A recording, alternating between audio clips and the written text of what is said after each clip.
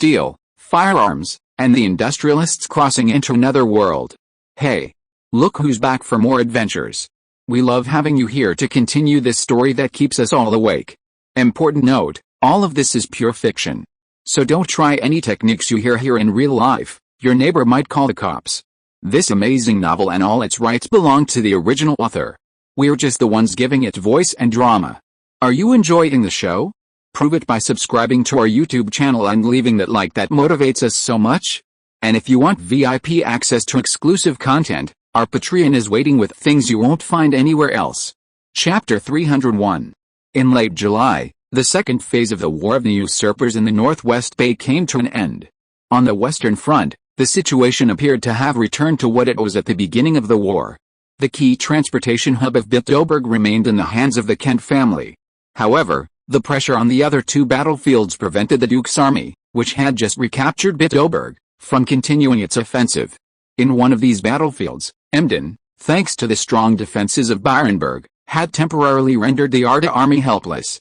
However, on the other battlefield, the upper reaches of the Vis River, the situation was far from favorable for the Duke's side. Almost the entire northern part of the Duke's direct domain had fallen, and the Arda army was stationed on the border of the direct domain. If it weren't for the need for rest after a major battle, they would have already marched straight to the walls of Sent. The Duke's army, commanded by Fergus and Emerson, repeatedly attempted to drive the Arda army back to the riverbank, but all attempts ended in failure. After failing in direct confrontation, they finally discovered a weakness in the Arda army, the lack of highly mobile units like cavalry. So they sent out light cavalry to harass the rear of the Arda army, sabotaging supply depots, killing newly appointed officials, and intercepting small groups, keeping the Arda army constantly on its toes. It was impossible to quickly train a cavalry force, and allies, due to the threat from the Western Front, could not provide effective support in this regard, leaving Arda to rely solely on its superior infantry. The issuance of war bonds alleviated the immediate crisis in Lakeside, and a new conscription plan was launched, with conscription notices being sent to households. To increase the enthusiasm of young men for enlistment and to pave the way for the complete abolition of serfdom, Paul planned to issue a decree that soldiers from serf families could become freemen after completing their service in the Arda army. However, this was thwarted by the dissuasion of the government officials, who argued that this policy might deprive landowners of a large amount of unpaid labor, creating obstacles in the conscription process. Paul sighed, resigned to his fate and decided to find another opportunity, focusing his efforts on the immediate war. 4 provisional infantry battalions were formed and concentrated near Laketown for round-the-clock training. Due to production shortages, only half of them received muskets, while the other half were forced to use spears and bows. Even under these circumstances, the General Staff did not relax its training standards for drills and formations, nor its strict requirements for internal discipline. The High Command did not expect every soldier to be highly elite, they only needed to understand commands such as advance, retreat, left turn, and right turn, and not to retreat without orders. Discipline was the primary element of the Arda army. During this period, apart from a few small-scale probing attacks, neither side made any major moves, and the shelling of Byronburg by the 1st and 3rd Battalions ceased. To Paul's surprise, Malps Kent sent envoys to the Allied forces to request peace talks, hoping to restore the situation to its pre-war state. In the new Duke's view, not demanding reparations or territorial concessions was already a significant concession and demonstrated great sincerity. The Allied forces reacted differently. The Malkin and Johnston families were ambiguous, seemingly somewhat tempted, but the Parker family firmly opposed peace talks. The Gleman and Garnard families proposed that if the war were to end, Malps Kent must recognize their occupation of northern Emden. As for the Carter family territories seized during Operation Overlord, they were dismissed. Even if they were acquired, they would be exclaves. This was, of course, flatly rejected by the city of Sent. Emden was the Duke's homeland, how could they so easily cede it, not an inch? Thus, the Gleman and Garnard families also joined the opposition to a ceasefire. Having just issued a large number of bonds, if they received nothing in return, they would be left with a mountain of debt. Naturally, the peace talks failed. Among the Allied forces, Earl Parker was the most resolute in opposing a ceasefire, which puzzled Paul. Was his insistence on overthrowing Malps, the usurper, merely a matter of upholding noble tradition and honor? He privately consulted with Old Ford, the Grand Steward of the Council. "Oh, That's not surprising. The rivalry between the Parker and Kent families has a long history. Manager Ford stroked his gray beard as he recounted the grievances between the two families to Paul. The Parker family, like the Gleman family, are direct vassals of the royal family, the so-called direct vassals being those lords personally appointed by the Rodney family before and after acquiring the crown, while the Ferdinand family and its numerous vassals are the native lords of the Northwest Bay. Not only in the Northwest Bay, but also in other parts of the kingdom, there are many such lords, whose titles have diverse origins, some even dating back to the ancient Gabella Empire. In the chaotic early years of the dynasty, they either cooperated with the Rodney family for profit or were conquered by the Rodney family and forced to pledge allegiance. The Parker family was the first direct vassal to be appointed by the royal family to the Northwest Bay, representing His Majesty the King's authority in this land. The Ferdinand family, nominally also royal vassals, faced difficulties when the Duke of the Northwest clashed with the king, unable to publicly speak for himself due to his duty of loyalty. They needed someone else to speak on their behalf and rally a group of vassals, and thus the Kent family, which separated from the Ferdinand family, took on this role. Therefore, the Parker family, representing the royal family, and the Kent family, representing the interests of the local lords, have been constantly at odds, with numerous conflicts throughout history, each holding members of the other's family in their hands. However, due to the covert support of Ferdinand, the largest family in the Northwest Bay, the Kent family has always maintained a clear advantage over the Parker family, so they are sworn enemies, Paul mused, realizing that this meant he was practically a direct descendant of the royal family. He asked again, isn't the Kent family afraid of being punished by the royal family? Steward Ford shook his head and said, theoretically, His Majesty the King is the sovereign over all of Alder, and everyone within the borders is his subject. But in practice, there's an unwritten rule: a vassal of my vassal is not my vassal. The king can certainly use his sovereign authority to force the Duke of the Northwest to punish his vassals or even do it himself, but such rule-breaking methods should be used as little as possible, unless the Kent family openly humiliates the royal family or launches a rebellion. Paul muttered, aren't a vassal of my vassal my vassals? Old Ford nodded, yes. Last time Giles Kent led troops south to join Princess Catherine's army in suppressing the rebellion, he was also under the banner of a vassal of the Duke of the Northwest. After hearing Old Ford's explanation, Paul secretly resolved that such a messy feudal system must not exist on his territory. Chapter 302. Giles sat anxiously in the meeting room, a knight standing before him. Setting down the letter in his hand, the Duke's son rose and paced back and forth in the room. Has father made up his mind? Yes, Viscount, His Majesty the Duke has made up his mind to consolidate our forces and fight Gleman to the death. Giles shook his head. But we've finally reclaimed the lost western territories. If we withdraw, the enemy will come back again. Viscount, His Majesty the Duke told me to tell you that as long as we can defeat Gleman, the other lords are nothing but clowns. Seeing Giles still hesitating, the knight advised, reliable information indicates that Gleman is recruiting soldiers on a large scale, building up a larger army. His fleet has unimpeded access on the Vis River, easily transporting troops and supplies upstream. His army has already occupied the Andrew family's territory as a forward base. Fishtail Town is a good port. Our scouts say there are cargo ships coming and going there every day. The Arda are clearly planning something. Their next target is likely sent. Do you want to see your father isolated and helpless? Giles clenched his fists. No, absolutely not. But I want to lead the troops north first to resolve the Byronburg predicament. Your Excellency, do you intend to engage the Arda army in open battle? It's closer to Gleman's stronghold, making it easier for them to obtain reinforcements and supplies. Or perhaps you'd like to help Sir Valentine defend the city? Would that be a waste of your forces? The troops and supplies in Byronburg can hold out for a while. Moreover, news from Sir Valentine indicates that the Arda don't intend to launch a direct assault. Based on the manpower and supplies of Duchy Manda, we have a greater home field advantage, while the Arda have come from afar. What about the other lords? Can they provide more soldiers? If your Excellency could provide them with supplies. Those bastards, the war has dragged on for too long, and many lords are starting to complain. This is why your Excellency is so eager to end the war. Very well, go back immediately and tell my father that I will lead my troops back east within a week. However, I need to first deploy the defenses of Byronburg. We'll hold out for as long as we can. The knight bowed to Giles. Viscount, I will go back immediately to inform your Excellency. He walked outside, But as he reached the door, he suddenly remembered something and turned back to Giles, saying, "Please, you must maintain your faith. I forgot to tell you, His Highness the Duke has received assurances from over there, and they will provide us with powerful support." Really? Giles's face lit up.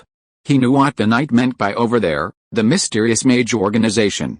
Ever since Malps Kent told Giles about his long-planned secret scheme, he had heard his father speak of the mage's power with longing more than once, and the events surrounding the previous Duke Ferdinand had deeply impressed Giles himself with this legendary, mysterious power. Soon, a series of mobilization orders were issued. In his father's name, Giles demanded that the lords east of Bitauberg provide as much funding, personnel, or supplies as possible to support the upcoming decisive battle. To prevent the lords from shirking their duties, he also set minimum standards for everyone based on the size of their territories. The lords, both large and small, were full of complaints. They had barely settled in their territories after returning with Giles' army when they were expected to contribute money and manpower, even though the Allied forces had already looted their lands during their westward retreat. However, given Giles' recent victory at Bitauberg, they dared not disobey the Duke's authority and could only do as Giles said. On August 3, Giles set off back to Sent. 2,000 men had already returned east, and he personally led the remaining 3,000. He left 2,000 men at Bitauberg, believing that with the support of the lords behind, they could hold out for a long time. "Be careful of any other secret passages," Giles carefully instructed the commander left behind. "Don't worry, sir. We've dug several trenches around the castle, and I'll bring in fresh water from the nearby river later. He can't get in underground." Good. Giles flicked his whip and urged the marching troops forward. The Duke's faction was massively concentrating its troops, and Arda was methodically executing its plans. In early August, Paul received Viscount Henry, the brother of the former Duke of Ferdinand. To the uninformed, the main force of the Allied army might appear to be the troops under Earl Parker and Earl Malkin, with the area around Bitauberg, where the two sides were engaged in attack and defense, being the primary battlefield, while the Gleman family's army merely played a diversionary and flank role. However, Viscount Henry, being within the Allied camp, was well aware of Gleman's position in this war. The First Battle of Bitauberg was a given, and now almost all the iron used by the Allied forces to forge weapons and armor came from Arda. The firearms provided by Gleman also played a crucial role in the Second Battle of Bitauberg. Of course, most importantly for Henry himself and the entire Ferdinand family, Arda's operations on the upper reaches of the Vis River directly threatened the Duchy of Manda, which was occupied by Malts. With the other lords in the Allied forces blocked by Bitauberg, and the prospect of advancing eastward and retaking Manda seemingly far off, the most likely force to invade Manda appeared to be the Arda army, if they could continue their victories. This was crucial for Henry, who was eager to reclaim the dukedom and control of the Ferdinand family. Undoubtedly, Arda had become one of the most powerful lords in the Northwest Bay. Henry Ferdinand visited Lakeshire, subtly probing Arda's next move. "If possible, we would like to invade Manda and occupy Sent." Paul didn't give him a definitive answer. If this man were to leak his plans, the troops at the front would face even greater pressure. Of course, he was unaware that Malts was currently amassing superior forces in Manda to counter the approaching Arda army. "If I may ask, is negotiating with Malts one of your options?" "I swear an oath to him." A weight lifted from Henry's shoulders. He carefully organized his words, cautiously asking, "Your Excellency, if you were to occupy Manda, what would you do with it? I mean, it's the ancestral land of the Ferdinand family. As for the dukedom, I wonder if you..." Henry looked at Paul with hopeful eyes, tinged with worry. According to the law of succession, after defeating the usurper, inheriting the title was a matter of course. But in the end, might makes right. Henry currently held only the title of the former duke's brother, without any troops or generals by his side, and recently he had heard some unpleasant rumors. Paul glanced at Henry with amusement, a smile playing on his lips. When he learned that Henry was coming to visit him, he and his subordinates had discussed the Viscount's purpose for the trip, and it seemed to be largely as they had guessed. Henry looked at Paul, and said with a determined air, "Your Excellency, let me be frank. If you support me in becoming Duke, I will offer you a huge advantage in the post-war division of spoils. If Sent were truly captured by the Arda army, Paul Gleman would be the most influential figure in the Allied forces."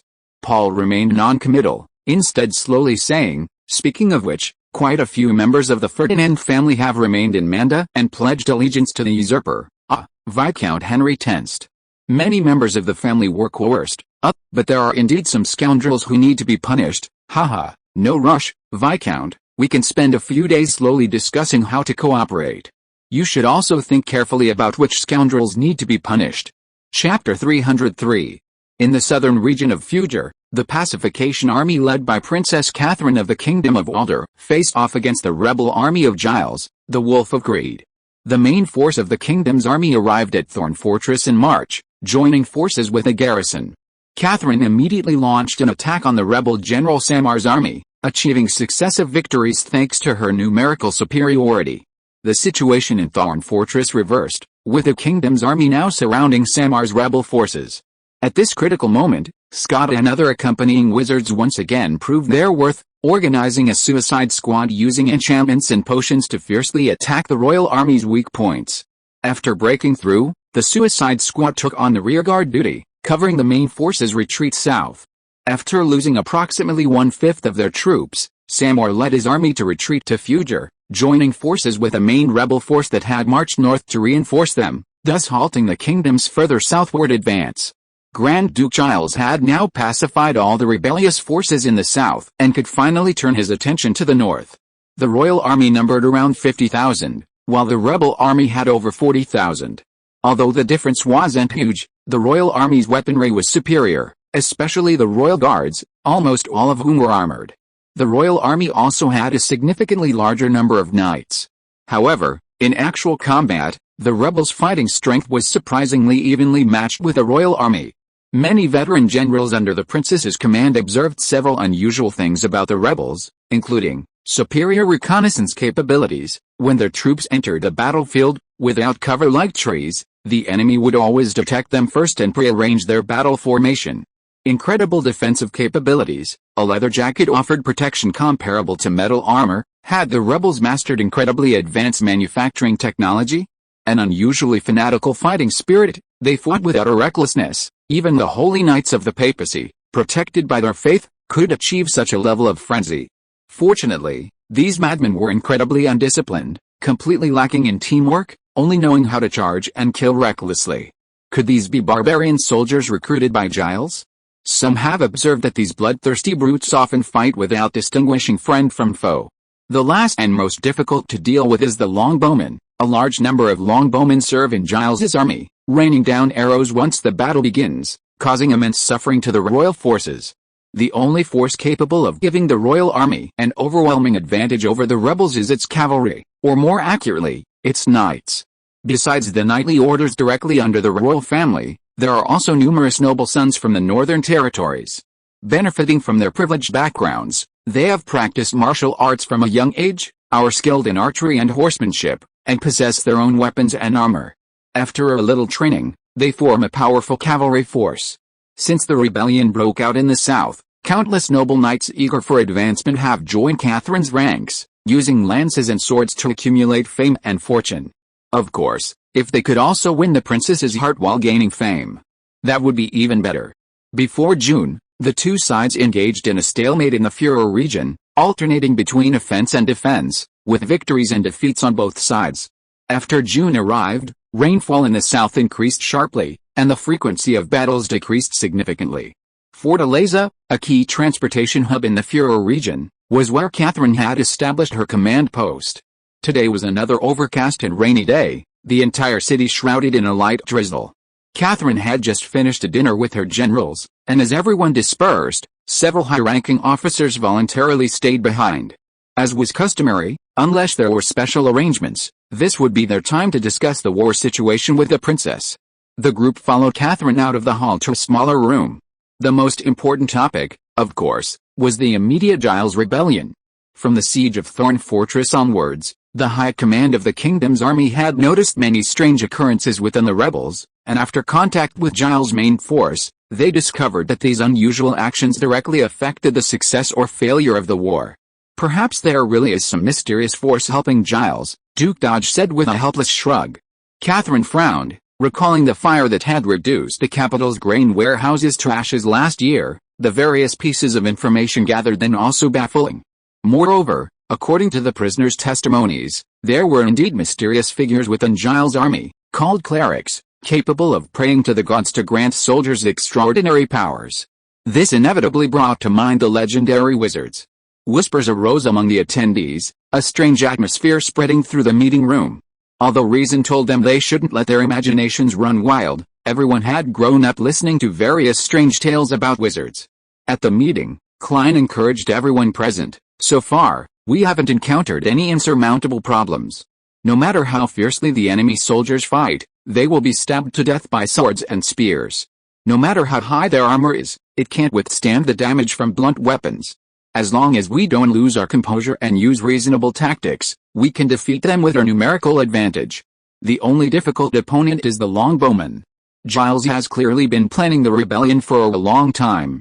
He has trained a large number of longbowmen in the countryside, and they can be used directly on the battlefield as soon as the war breaks out." This was indeed a rather perplexing problem. In the rainy environment of the south, the effectiveness of cavalry was greatly limited on soft ground. When the knights struggled to advance in the mud, the longbowmen could fire arrows indiscriminately and reap lives. Amidst the lively discussion, the female knight often offered a suggestion. The lords of the Northwest Bay had used two unheard-of powerful weapons in their conflict, the thunderhammer and the fire crossbow. The thunderhammer, in particular, was incredibly powerful, capable of killing or wounding enemies from a mile away, sounding like a bane to longbowmen. Could they perhaps purchase large quantities of these weapons in the name of the kingdom's army to counter the rebel longbowmen? Offina had previously been in the capital gathering provisions and recruiting soldiers for the southward-bound army, and had also been entrusted by Catherine with the task of monitoring the situation in the Northwest Bay, primarily to protect her runaway sister, so she was relatively familiar with certain aspects of the situation there. Most people shook their heads at Offina's suggestion. Did those ignorant, country-dwelling lords of the Northwest Bay even know anything about war? During the recapture of Crystal Radiance, some Northwest lords had led their armies, and their common characteristics were blind arrogance, poor equipment, and lax discipline. Of course, there were some excellent generals and troops among them, such as Baron Andrew from Berdine and Viscount Jace from Emden, whose military skills and troops were quite good. Baron Andrew's outstanding performance even earned him commendation from Her Highness Catherine.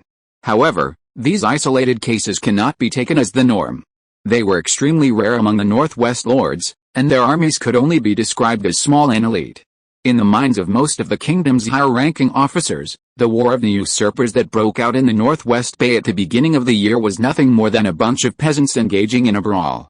Perhaps someone had a brilliant idea and invented a few strange weapons, killed a few people, and was then hailed as invincible and invincible. If you are listening to this novel on a channel other than Fanfic World, it means it was downloaded and re-uploaded without effort. We warmly invite you to visit our channel, Fanfic World. There you will find the original version of this story and many other novels of various genres. We look forward to seeing you dive into a world of incredible novels. Chapter 304. Most people were skeptical of Offina's proposal due to their preconceived notions about the Northwest Bay. Only a few thought it worth a try, such as the officers in charge of military logistics. They knew that a large portion of the kingdom's supplies and weaponry came from the Northwest Bay. Regarding rations, canned food from the Northwest Bay was welcomed by many soldiers, especially in the warmer, less food storage-friendly south. Canned food proved invaluable during long marches and when there were no towns nearby to procure or requisition provisions.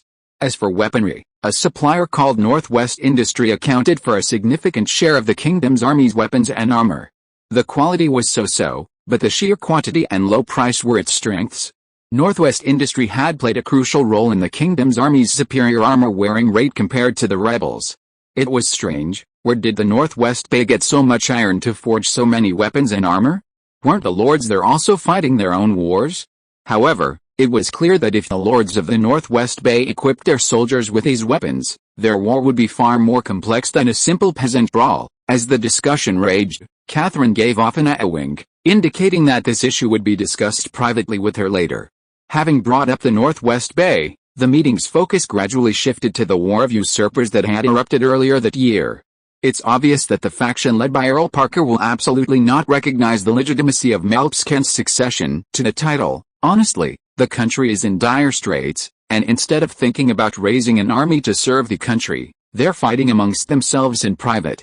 They really don't understand the bigger picture. This isn't without its advantages. The lords of the former Northwest Duke's lineage have always been disrespectful to the royal family. The Parker family and others are still loyal to the royal family after all. It's good to suppress those native lords. Ultimately, it's all for their own interests. I don't believe they are very loyal to the royal family. Any conflicts can be decided by His Majesty the King. What kind of business is it to resolve things privately? The royal representatives initially sent to the Northwest Territories each had their own version of events. For example, Hansel Abbott, stationed in Arda, and Emerson Wilder, stationed in Emden, often maintained the same position as the lords in their respective territories in their reports to Jingaeo. They even accused the royal representatives on the other side of distorting the truth, spreading rumors, and making baseless accusations in their letters. These conflicting reports left His Majesty the King and his ministers in a state of confusion, unable to discern who was right and who was wrong.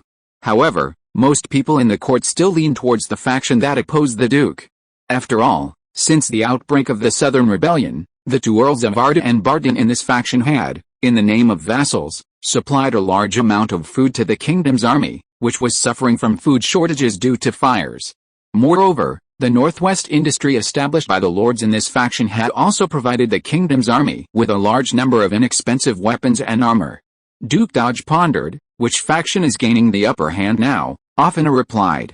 The latest news is that the Duke's side is on the decline, seemingly planning a desperate gamble with all their forces. Neither side intends to back down. There have been rumors of a ceasefire, but clearly no agreement has been reached. Duke Dodge turned to Catherine and said, Your Highness, after the disputes among the lords of the Northwest Bay subside, could we have them take charge of guarding Veblen? Then, could we transfer Walker's troops to the south to deal with the rebels? Through clandestine channels, the kingdom's high command had essentially concluded that Duke Veblen in the east had sided with Giles, though he hadn't yet openly raised an army in support of Giles. To prevent Veblen from launching a surprise attack on their rear, Catherine had to leave behind a force of 25,000 men to guard the east, commanded by Duke Walker. This army of over 20,000 men doing nothing but guarding against potential enemies resulted in a significant waste of manpower. Otherwise, Catherine's main force wouldn't have been bogged down in the Furor region for so long. Perhaps this was the effect Giles had envisioned? His allies only needed to distract the kingdom's army. Often agreed with Duke Dodge's suggestion. Among the lords opposing the Duke of the Northwest, Earl Gleman plays a pivotal role. His family was exiled to the Northwest Bay due to long-ago court intrigue. Earl Gleman contributed greatly to the requisition of supplies for the southward-bound army, and he likely also desires to curry favor with the royal family. If the Gleman family's honor can be restored in His Majesty's name, this Earl will surely be willing to serve the country wholeheartedly, setting an example for the other lords. Her words suggested she held Gleman's faction in higher regard. Catherine was somewhat swayed by their words and nodded, saying, The conflict between the two factions in the Northwest Bay hasn't subsided yet, and it's uncertain who will ultimately prevail. Let's send an envoy after the dust has settled. While the princess said this, she couldn't help but feel resentful.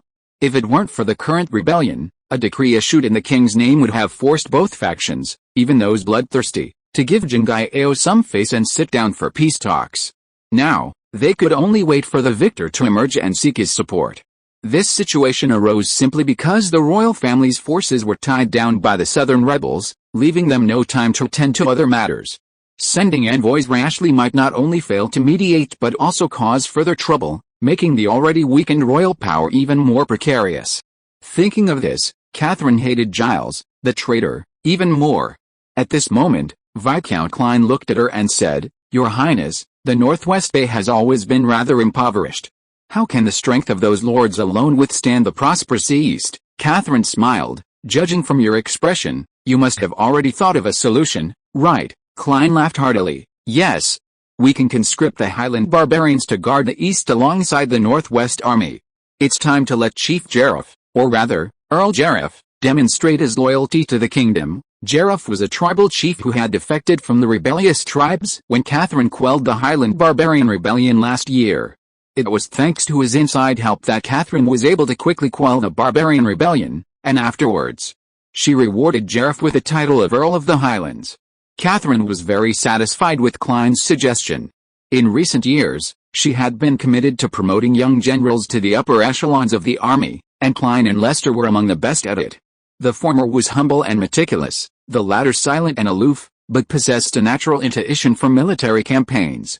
Both, like Othina, were her capable subordinates, and due to their similar ages, they were easier to communicate with than the veteran generals. "Let's do it this way," Princess Catherine declared decisively. After the meeting adjourned, as everyone took their leave, Catherine called Othina over. "Come to my room and tell me about Eileen's recent situation. Oh, and the Thunderhammer you mentioned in the meeting." Chapter 305. On August 10th of the Holy Calendar, 4 newly formed infantry battalions arrived in Fishtail, and Paul Gleman arrived with the troops. The war had entered its final decisive stage, and as the supreme military commander of Arda, he didn't want to miss the chance to seize victory, or rather, witness the enemy's final lament. Paul hadn't even had a chance to rest in Fishtail when he received a battle report from Scrutter at the front. The Duke's army had launched an attack with overwhelming force, estimated at nearly 10,000 men. The Arda army had suffered a defeat and had retreated to a town called St. Mire to hold their ground. Nearly 10,000 men? A defeat? Paul almost jumped up after reading the report. He was used to the Arda army's constant victories, and this sudden war defeat was hard to accept.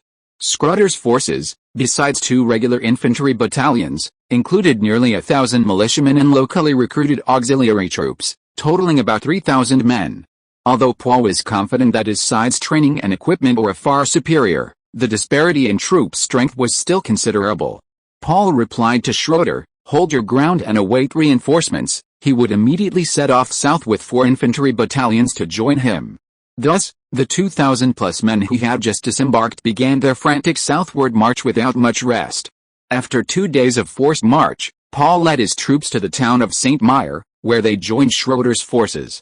The old knight said somewhat apologetically, "I'm sorry, Count, it was my poor command that brought shame upon the Arda army." Paul waved his hand. "It's not your fault, you had too few men." Even after the defeat, Schroeder still had 2,500 men. Having ascertained that the enemy's strength far exceeded his own, he decisively chose a strategy of preserving his forces as much as possible, awaiting the arrival of Paul's 4 infantry battalions. The truly combat-effective soldiers in Schroeder's army were the more than 1,000 men of the 2nd and 4th Infantry Battalions, along with about 1,000 Arda militiamen equipped with spears but poorly defended. As for the auxiliary troops recruited locally, they were best left unmentioned. What's the enemy's exact situation? Paul didn't believe that Malps Kent could train 10,000 soldiers in his current state, otherwise, what would be the point of fighting? According to observations, there are between 3,000 and 4,000 truly trained soldiers, including nearly 1,000 cavalry, of whom about 400 are regular knights, 3 to 4,000. Paul crossed his arms, constantly comparing the strength of both sides in his mind. So, if we're just comparing regular troops, the strength of both sides is now basically even. His side, including the militia, also has nearly 4,000 men. Arda's advantage lies in its balanced quality and strict discipline, while the enemy's advantage lies in its highly mobile cavalry. As for the remaining miscellaneous soldiers in the Duke's army, they are basically not a concern for Paul. Having traveled for so long, he knows the level of these hastily recruited cannon fodder. If he lets these miscellaneous soldiers charge together, he'll probably be thrown into chaos first. Paul asked Schroeder for his opinion. "Do you think our current forces can win?" The old knight confidently replied, "If the enemy doesn't send reinforcements, there will be absolutely no problem." Schroeder's confidence was well-founded. In addition to 4 infantry battalions, the Count had also brought 20 rapid-fire cannons, which would definitely give the Duke's army a run for their money. Paul patted several large wooden crates and smiled as he said to his chief of staff, "Besides strengthening firepower, material incentives are also essential." 2 days later, enemy forces appeared south of St. Mire. The Duke's army, having rested, caught up. The Arda army quickly arrayed itself south of the town, but only 2 battalions were present, the rest remained hidden within the town. "Very good, they don't seem to have received any reinforcements." Schroeder, holding his binoculars, roughly estimated the enemy's numbers. After the losses in the previous battles, the enemy now numbered over 8,000. "Lord Jace, we've thoroughly scouted the area. There are no ambushes around the town." A knight rushed to Jace's side and reported loudly. Jace watched the distant Arda army with a mixture of emotions. He was puzzled as to why the enemy always seemed to spot him first. It was the same with his previous encounter with Schroeder. Every time the Arda army appeared in his line of sight, they were already facing him with full alertness. The enemy scout's eyesight was ridiculously sharp. Could it be, as his father suspected, that Gleman had also secretly received help from wizards and gained some mysterious power? Never mind, he'd end this troublesome opponent here and now. He was relieved that it was still the same 2,000-odd men from the last retreat. Jace ordered his officers, begin the attack according to the previous plan. Their tactic was to send a wave of cannon fodder at the front to deplete the Arda army's ammunition, followed closely by spearmen and archers. Because the Arda army's flintlock muskets were direct fire weapons, the cannon fodder, before they were all killed or fled, provided excellent cover for the troops behind. The only weapon capable of inflicting heavy casualties on the rear troops was the long-range strafing of the Thunder Hammer. As the infantry line approached Arda, their cannon fodder was nearly exhausted. After the archers provided suppressive fire, the spearmen closed in for hand-to-hand combat. During this process, cavalry circled the enemy lines, exerting immense psychological pressure while simultaneously seeking weaknesses in the enemy formation to break through. Previous battles had proven this tactic effective when one side held numerical superiority and the enemy lacked cavalry.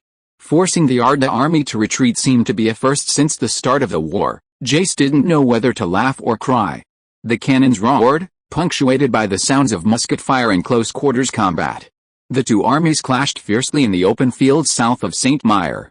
The Duke's soldiers, rewarded with large sums and subjected to harsh punishments, charged the enemy ranks time and again. The Arda soldiers, emboldened by Paul's personal command and receiving several times their usual pay, repelled the attacks time and again. Looking at the corpses and wounded scattered across the battlefield, Schroeder signaled to Paul, "That's enough." Paul nodded heavily, and Schroeder immediately ordered, "Retreat into the town." Before the enemy could launch a new attack, the Arda army collectively turned and ran towards the town of St. Myre. Jace had already learned of Paul's presence. A knight wounded during the charge brought him news that the bastard who had disgraced the Kent family was right across the way. This strengthened his resolve to eliminate this audacious army that had dared to cause trouble in his rear. As long as Paul Gleman was killed or captured, the pacification of the entire Northwest Bay would be just around the corner. The enemy is retreating. They're running into the town. More than one person noticed the Arda army's unusual movement. "Quick! Gather all the cavalry and charge into the town with me, the infantry following behind. Jim, lead your men to block the other exits of the town." Jace made the arrangements within a minute. Clearly, the enemy couldn't withstand the pressure and retreated. Except in a very few exceptional circumstances, pursuing the fleeing enemy is the only sound military principle. "Grayman, you won't escape." The thunderous sound of hooves echoed across the open field as a dark mass of cavalry charged towards St. Myre town. Jace saw some older people trying to pull Thunderhammer back into town, but upon seeing the cavalry charge, they immediately abandoned it and ran into the town with the others. "Ha, these cowards. They're in. They're in." Jace whipped his horse and led his cavalry around a street corner. Then he saw rows of dark cannon muzzles, seemingly radiating endless chill. "Sorry, I worked overtime yesterday." Chapter 306. In the military lexicon of this world, the term street fighting had never existed. Generally speaking, the fall of a city meant its loss. Once the attackers entered the city walls, victory was practically assured. Taking over the city street by street was extremely rare. In most cases, the defenders either surrendered or fled in the chaos. When Jace led his cavalry into the town, he naturally assumed victory and that all he needed to do was intercept the fleeing Paul Gleman. However, the invention of firearms was bound to bring about a revolutionary change in warfare, including street fighting. The Arda army constructed barricades in St. Myre, used rapid-fire cannons to block key transportation routes, and drilled firing ports in the buildings along the streets, where soldiers armed with muskets lay in ambush. To ensure continuous firepower, the soldiers worked in groups of 4 to 5, with only one person in each group responsible for firing while the others reloaded. When the Duke's cavalry stormed into the streets of St. Myre, they were met with overwhelming firepower from the front and both flanks. Their offensive power was limited by the narrow streets. To paraphrase the game Hearts of Iron, the battlefield was too narrow, and the limited number of troops at the front prevented a decisive breakthrough. Particularly terrifying were the artillery pieces deployed behind the barricades. In this environment, shotgun shells displayed incredible power, each shot reaping a large number of lives. The Duke's cavalry enjoyed the same treatment the Ottoman army received when they stormed the streets of Vienna in 1683. Jace, unfortunately, being too far forward, was hit hard, riddled with bullets along with his horse. After Jace led his cavalry into the town, Emerson and a group of officers, including 2 mercenary captains, were directing the infantry to rapidly approach St. Mere. Each soldier planned how to loot the town, running frantically, fearing they would fall behind and have their spoils stolen. Just as they stepped into the town, a sudden change occurred. The roar of crossbows and thunderhammers echoed from the depths of the streets. Before long, the cavalry that had charged into the town appeared before the infantry. But just moments before, they had been chasing the enemy with such high spirits, now they were fleeing in panic. The infantry could clearly see that the knights' armor was tattered, some even missing limbs, completely lacking the imposing presence they had displayed. Even a fool would understand what had happened. Defeat. Defeat, someone cried out in fear, and panic quickly spread throughout the army. The fleeing cavalry paid no heed to the lowly infantry, their hooves trampling mercilessly over them, caring only for their own survival.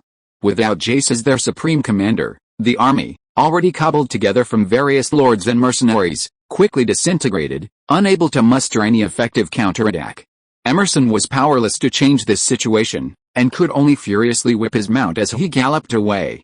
The Alda army, however, began their pursuit, truly pursuing their victory, encountering virtually no effective resistance.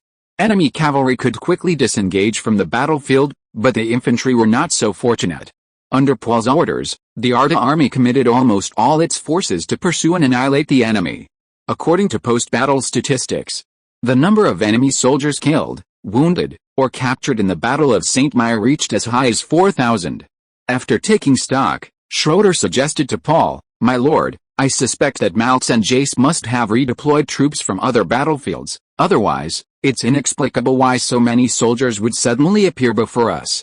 Should we notify the others and the Allied forces to launch a probing attack?" Paul pondered for a moment, then shook his head, saying, "Not for now.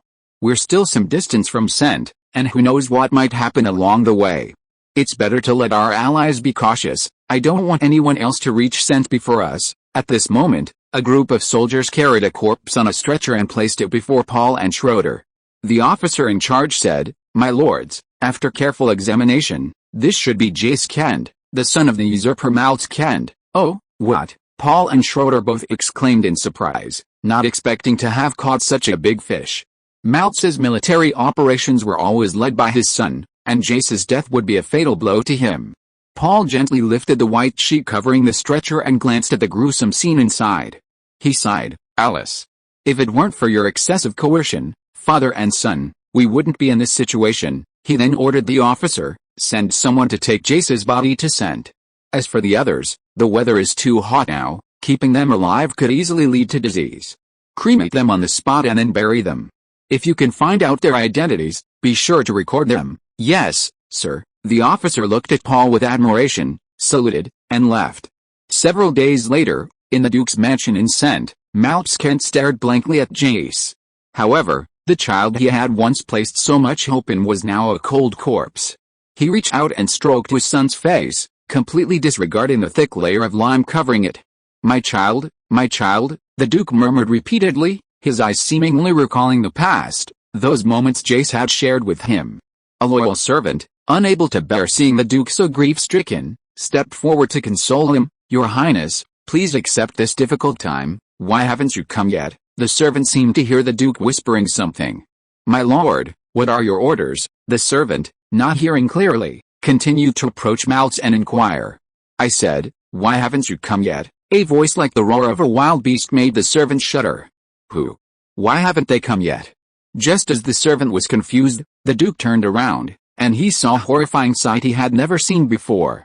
The Duke's face was now twisted into an inhuman shape, his eyes emitting a chilling red light, and 2 sharp canines were clearly exposed in his mouth. The servant was terrified. The man before him was no longer the dignified Duke of the past, but a monster ready to devour its prey. Choosing its prey, the monster swiftly extended its right hand, and with a sharp, piercing sound, its long fingernails, like razor-sharp knives, pierced the servant's abdomen and emerged from his back. "I will make you pay." The monster grabbed the servant's head with its left hand and ripped it off, blood gushing forth. It immediately brought its mouth to the servant's neck and began to drink greedily, as if savoring fine wine. "I will exact my revenge." With a roar, Two bat-like fleshy wings burst forth from the monster's back. I, Maltskend, will walk the world as a member of the Blood Clan until the hatred in my heart is completely eradicated. Chapter 307. On August 18th of the Holy Calendar, the Arda army, having rested, resumed its advance. On the 20th, they crossed the border of the Duke's direct domains again, heading straight for Sent. On the 19th, Maltskent once again assembled an army to intercept the Arda army, but suffered another crushing defeat. From then on, the road to Sent was unobstructed. News that the usurper had no troops left to command quickly spread throughout the Northwest Bay, and the other lords in the Allied forces resumed their offensive. They simply bypassed Bittoberg, leaving only a small force to guard the garrison inside. In late August, the three major earls, who had maintained a neutral stance, and other independent lords, large and small, announced their support for the Allied forces, jointly condemning the usurper Maltskent for his illegitimate accession to the throne. Many lords who had previously allied with Maltskent switched sides and surrendered to the Allied forces. Those who did not formally surrender secretly sent envoys to negotiate with the Allies, with Paul Gleman being the most frequently contacted, as everyone knew who had contributed the most to this war. On the evening of August 25th, the Duke's mansion received news that the Arda army was less than 20 miles from Sent. If all went well, they would arrive in Sent the next day. At this time, Sent, the largest city in the Northwest Bay, was in turmoil and filled with fear. The Duke's mansion in the city center was in a state of utter desolation. In the past, it was bustling with visitors, with nobles and wealthy people from all over lining up to pay their respects. Now, it was deserted. Even more terrifying was the recent spate of disappearances and deaths within the mansion. Those who were found dead were all emaciated and devoid of blood, leading to rampant and increasingly exaggerated rumors circulating in the city. Duke Maltskent seemed too preoccupied with the overwhelming war to concern himself with these matters, allowing the rumors to spread unchecked. The servants in the Duke's manor lived in constant fear, yet dared not desert in secret. Before the enemy's capture of Sent, the Duke remained the supreme authority, still commanding a loyal retinue of family knights. The impending siege and the mysterious, terrifying events instilled unease throughout the city of Sent.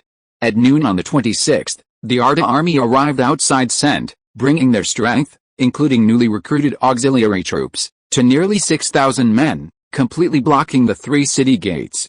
After the entire army had lunch and rested briefly, they began bombarding the city at 2 p.m. The artillerymen, shirtless and drenched in sweat, fired shell after shell. To avoid the summer heat, shaded canopies were erected at each gun emplacement. Even so, being on the artillery position was like being in a furnace. The cannons would become scorching hot after firing only a few rounds, requiring water to be poured on them to cool them down. Artillery bombardment was merely a cover. For a fortified city like Sent, conventional siege methods were far too inefficient and would inevitably result in heavy casualties. Paul's plan was to dig tunnels close to the city walls, create large holes in the walls, place large amounts of gunpowder inside, and then detonate them to collapse the walls.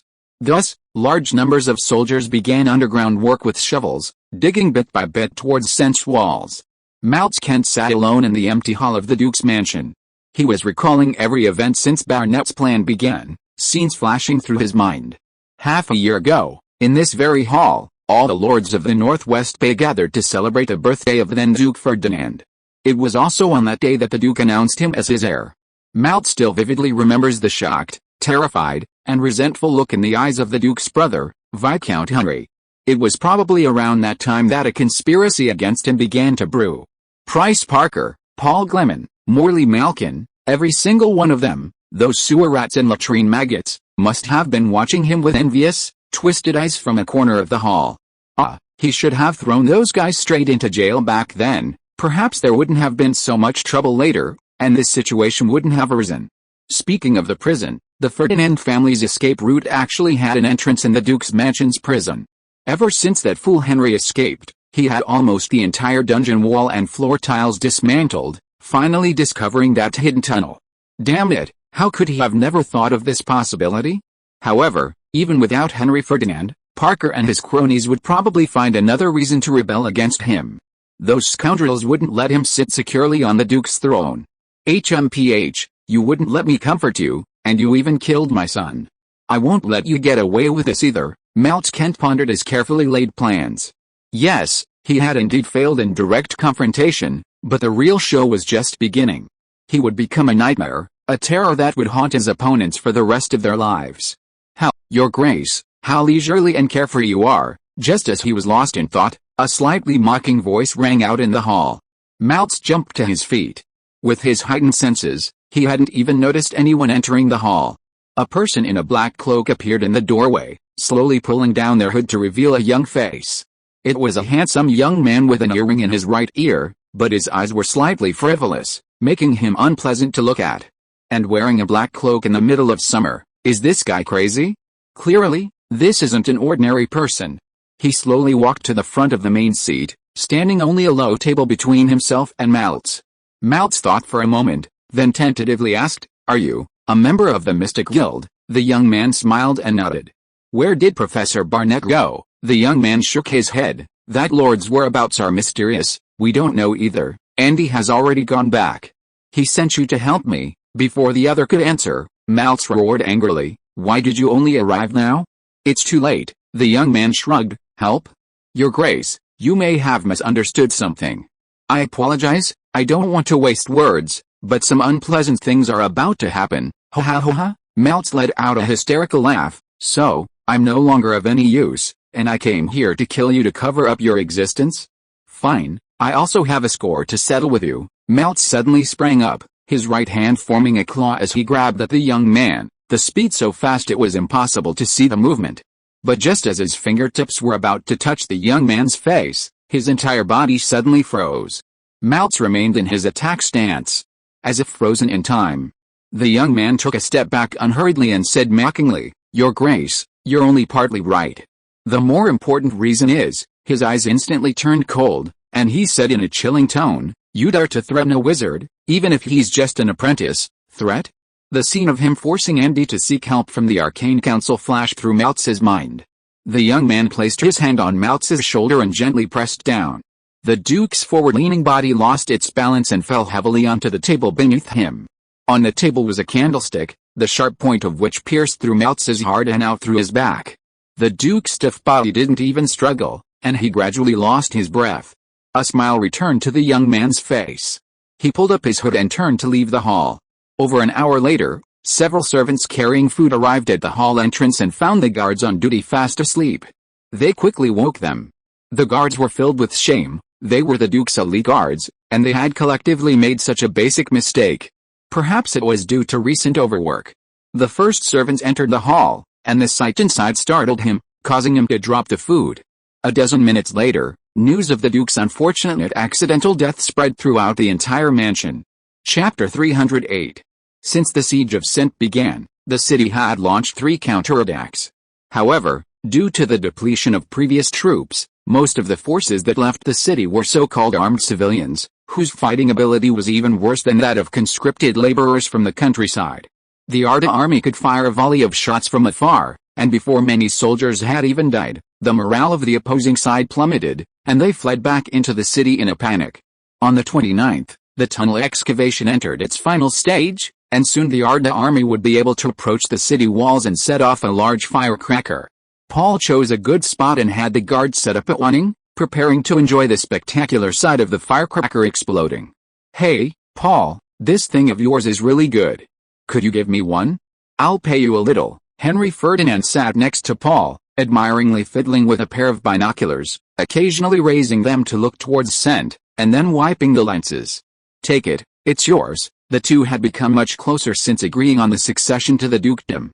Henry, of course, couldn't possibly miss such a momentous event as the attack on Sent, and eagerly joined the returning party.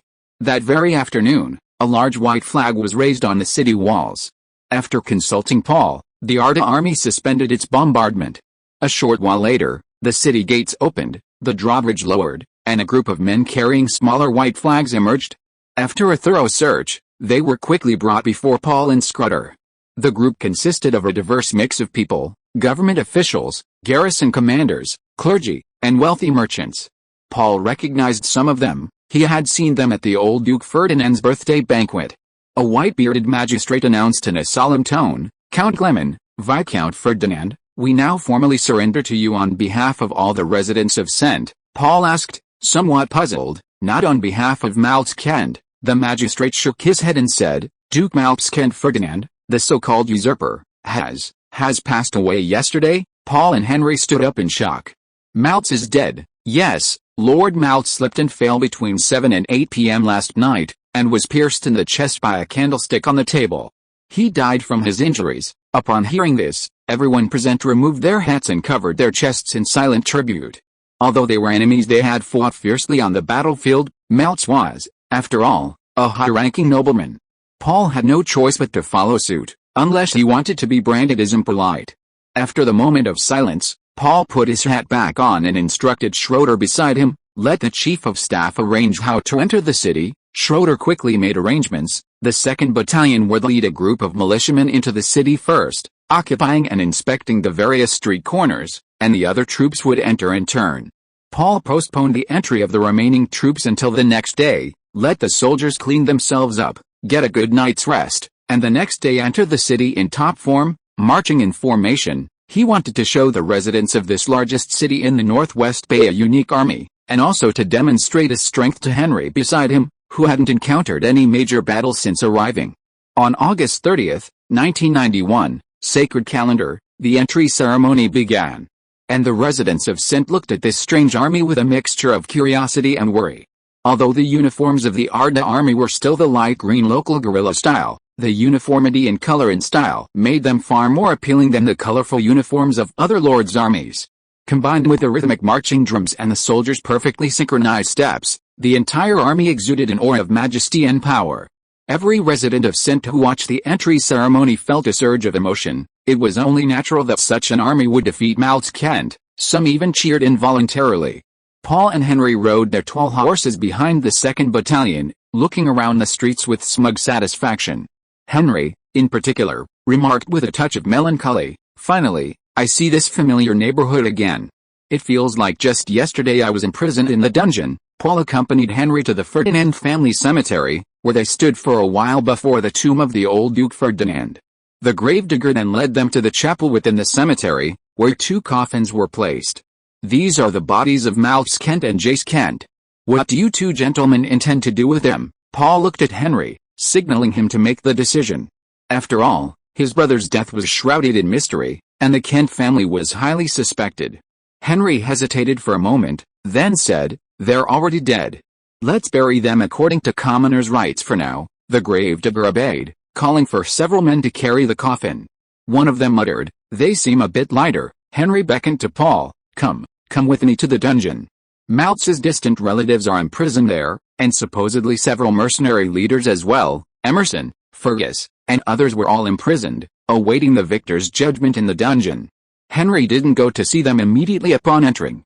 Instead, he went to the deepest part of the dungeon, pointing to a large hole in the wall, saying, I escaped through this hole. It seems Malz has been found. The cell was littered with broken bricks, stones, and dirt. It seemed Malz Kent had his men dig deep into the ground. It seemed that every lord's family prepared 1 or 2 escape tunnels for emergencies. There was one in Bittoberg, and another in the Stuckel mansion. Paul stroked his chin, secretly wondering if he should also dig a few tunnels under the castle in Laketown, not wanting to fall behind the trend. News of Sent's surrender quickly spread throughout the Northwest Bay. The other lords in the Allied forces had already captured Bittoberg and continued their eastward advance before Sent's surrender. Upon receiving the news, they immediately increased their pace, but there were no forces attempting to resist them along the way. They arrived in Sent on September 4. Of the many territories that had previously been subordinate to Malz Kent, his ancestral home of Emden was the last to surrender to the Allied forces. The commander of Byronberg, the former knight commander of the Kent family, raised a white flag and surrendered to the 1st and 3rd battalions of infantry besieging the castle after receiving news of the death of his sworn brother. Bryce and Joyce led their troops south, occupying all of the Kent family's territories. The tyranny war in the Northwest Gulf, which lasted for more than half a year, has finally come to an end. Chapter 309. Paul initially had no objection to Henry's plan for the remains of Malz Kent and his son. A commoner's burial would essentially be a simple matter of digging a hole and burying them. However, he was determined to acquire Emden, the former Kent family territory, and its numerous dependent lands. Malz was, after all, a high-ranking nobleman. What if he were buried carelessly, and his remaining relatives and loyal vassals rebelled. Therefore, Paul consulted with Henry, agreeing to bury Maltz according to his former title, Earl. It wasn't until they were discussing this that they realized they hadn't personally confirmed whether Maltz Kent was truly dead. The two hurriedly rushed to the cemetery chapel, opened the coffin, and saw if it was indeed Maltz inside. The scene inside shocked Paul and Henry. Despite it being summer, the body hadn't decomposed. Instead, it was as if all the moisture had been drained, turning it into a mummified corpse. However, the wrinkled face still vaguely resembled Maltz Kent. Although it looked unusual, judging from Paul's common sense, he was clearly dead. Just to be safe, Henry bravely reached out and checked Maltz's nostrils. There was no breath. Looking at the mummified state of Maltz Kent, Paul felt a sense of déjà vu. A certain image flashed through his mind, Maltz suddenly leaping up and roaring at them, "Voslota, dot. Alright, we can bury him now. Let's get out of here." Henry, feeling a bit nauseous, covered his nose and pulled Paul away from the church. The two later went to the city's cathedral to visit Bishop Leonard. The poor old man had been held captive by Maltz Kent and, for some unknown reason, suffered a stroke. When the Arda army occupied Sent, he was sent back to the cathedral, but he was completely paralyzed, unable to speak clearly, and frequently fainted. His student, Anderson, the abbot of the North Shore Monastery in Lakeside Town, rushed to the scene after receiving the news and had been serving Leonard for the past few days. Anderson was scheduled to travel to the Holy See's capital soon to attend a meeting of the Psychic Order, where he was to publicly announce a series of frightening discoveries, but his mentor's illness delayed the plans. Leonard, lying in bed, struggled to sit up when Paul and Henry arrived, but Paul quickly had Andrew hold him down. Paul looked at him with sympathy. "Old abbot, just lie there." Although Leonard was rigid and dogmatic, he had never caused him any trouble as a religious leader, and during his time as abbot, he had even helped with education in Lakeside Town. Seeing the old man in this state, Paul felt a pang of sadness. He learned from the people in the church that Leonard had been arrested for seeking confirmation from Maltz about whether he was suspected of witchcraft, just like when he had sought Paul's help in Lakeside Town. Unfortunately, Maltz didn't have Paul's patience, and the power of a duke was far greater than that of an earl. Leonard still managed to raise his arm and point to his mouth, making up sounds to indicate that he couldn't speak. "The Lord of Light will cast Maltz Kent's sinful soul into hell," his student Anderson cursed from the side. Paul exchanged pleasantries with him for a while, then left with Henry. The church in Northwest Bay suffered a devastating blow after Maltz Kent obtained the title of duke. The regional bishop was imprisoned, a large number of officials were arrested and sentenced.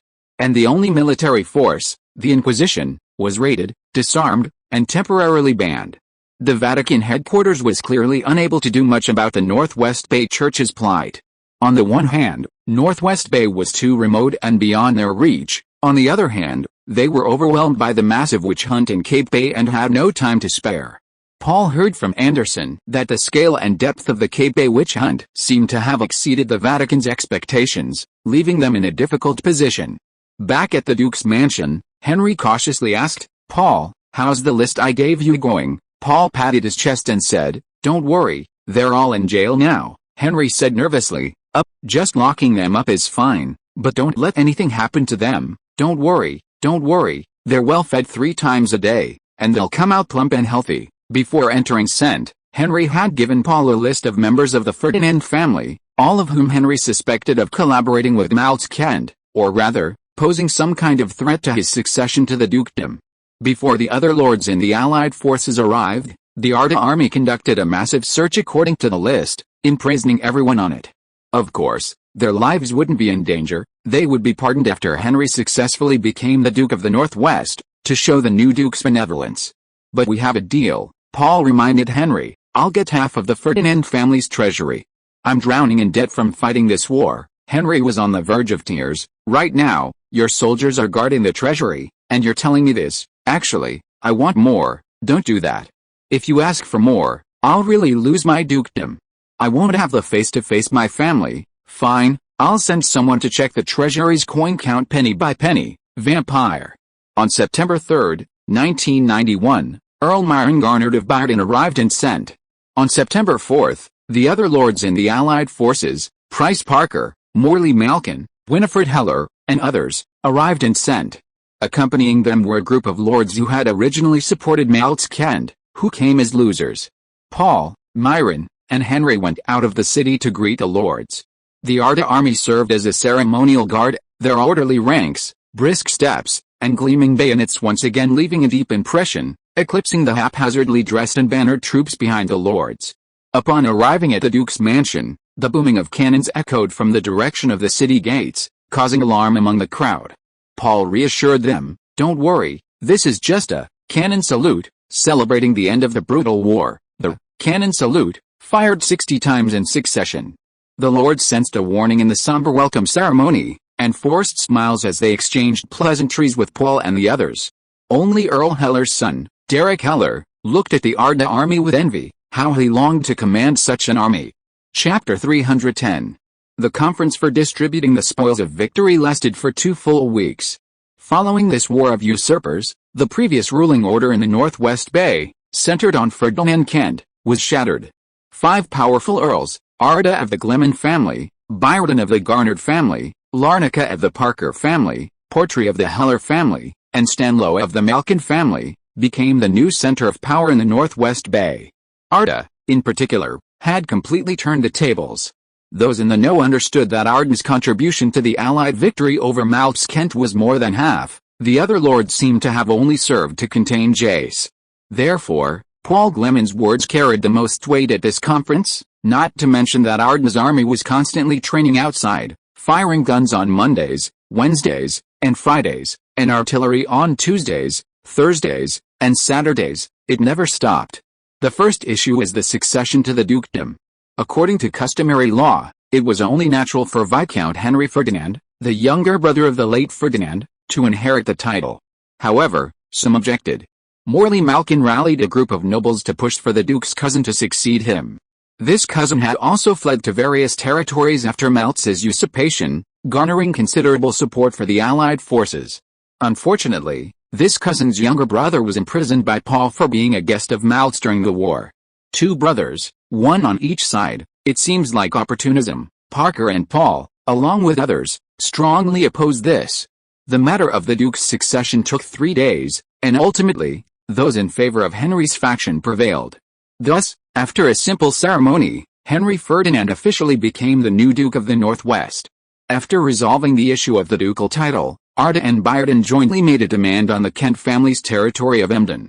Their demand wasn't for the title of Earl of Emden, but rather that the Earl of Emden cease to exist, and that the lands under that title be placed under the administration of Arden's council.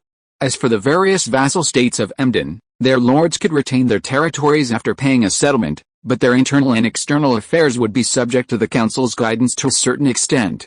This was essentially a disguised form of vassalage, but unfortunately, the Gleman family lacked the power to officially appoint vassals.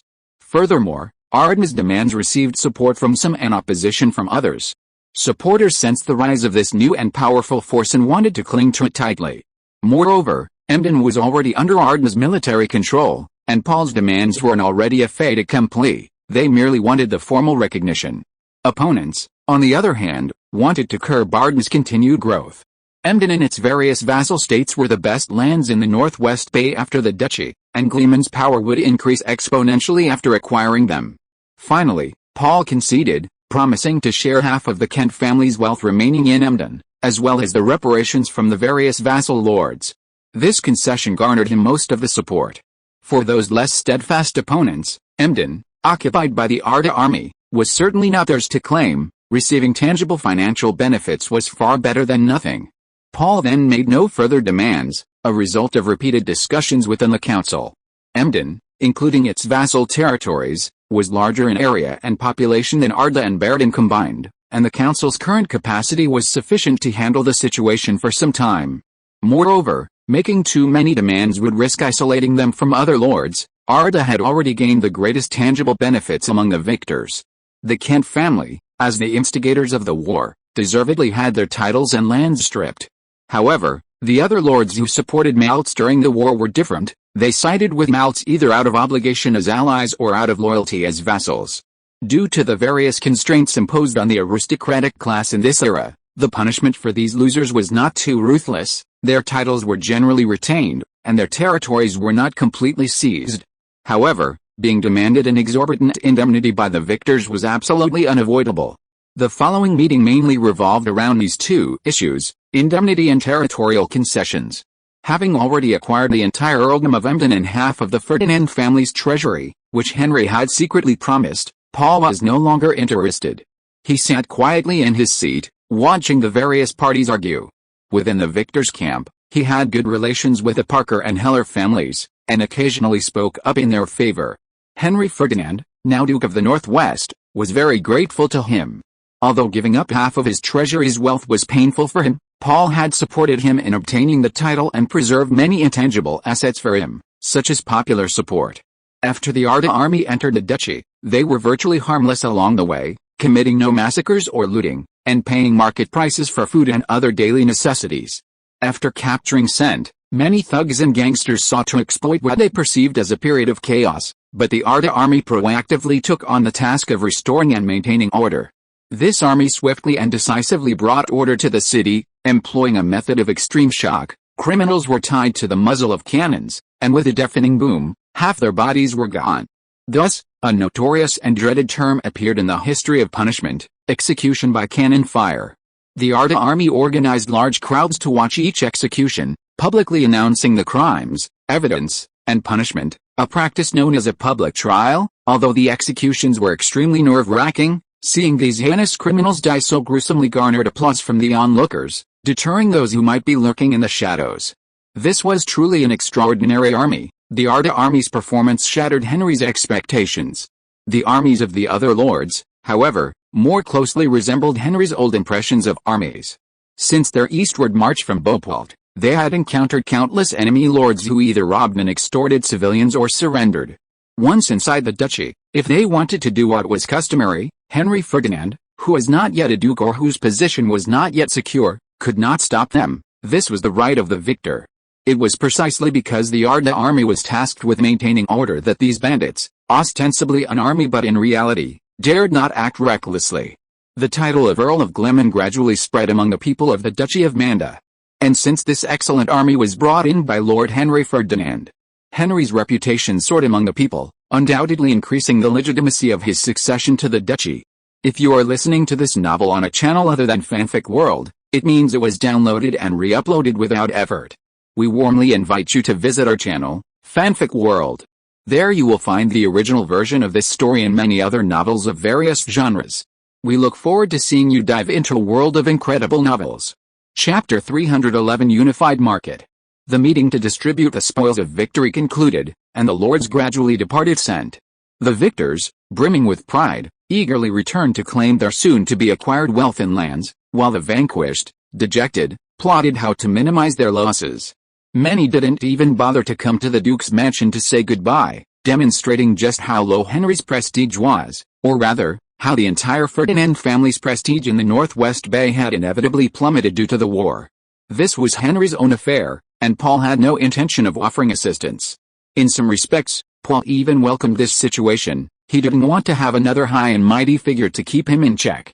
Hal Duke and his squire Arthur led their horses through the streets of Sent. "Incredible," exclaimed the squire Arthur. "There's no sign of a recent battle here.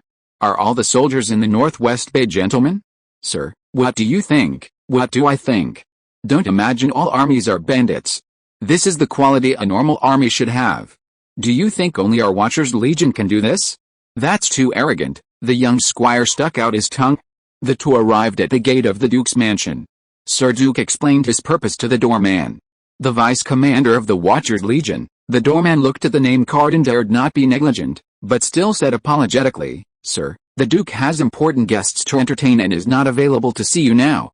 Could you please come at another time?" Oh, it seemed the new Duke was very busy, which didn't surprise Duke.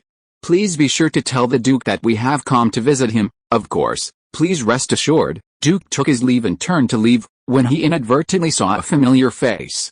"Owen Schroeder?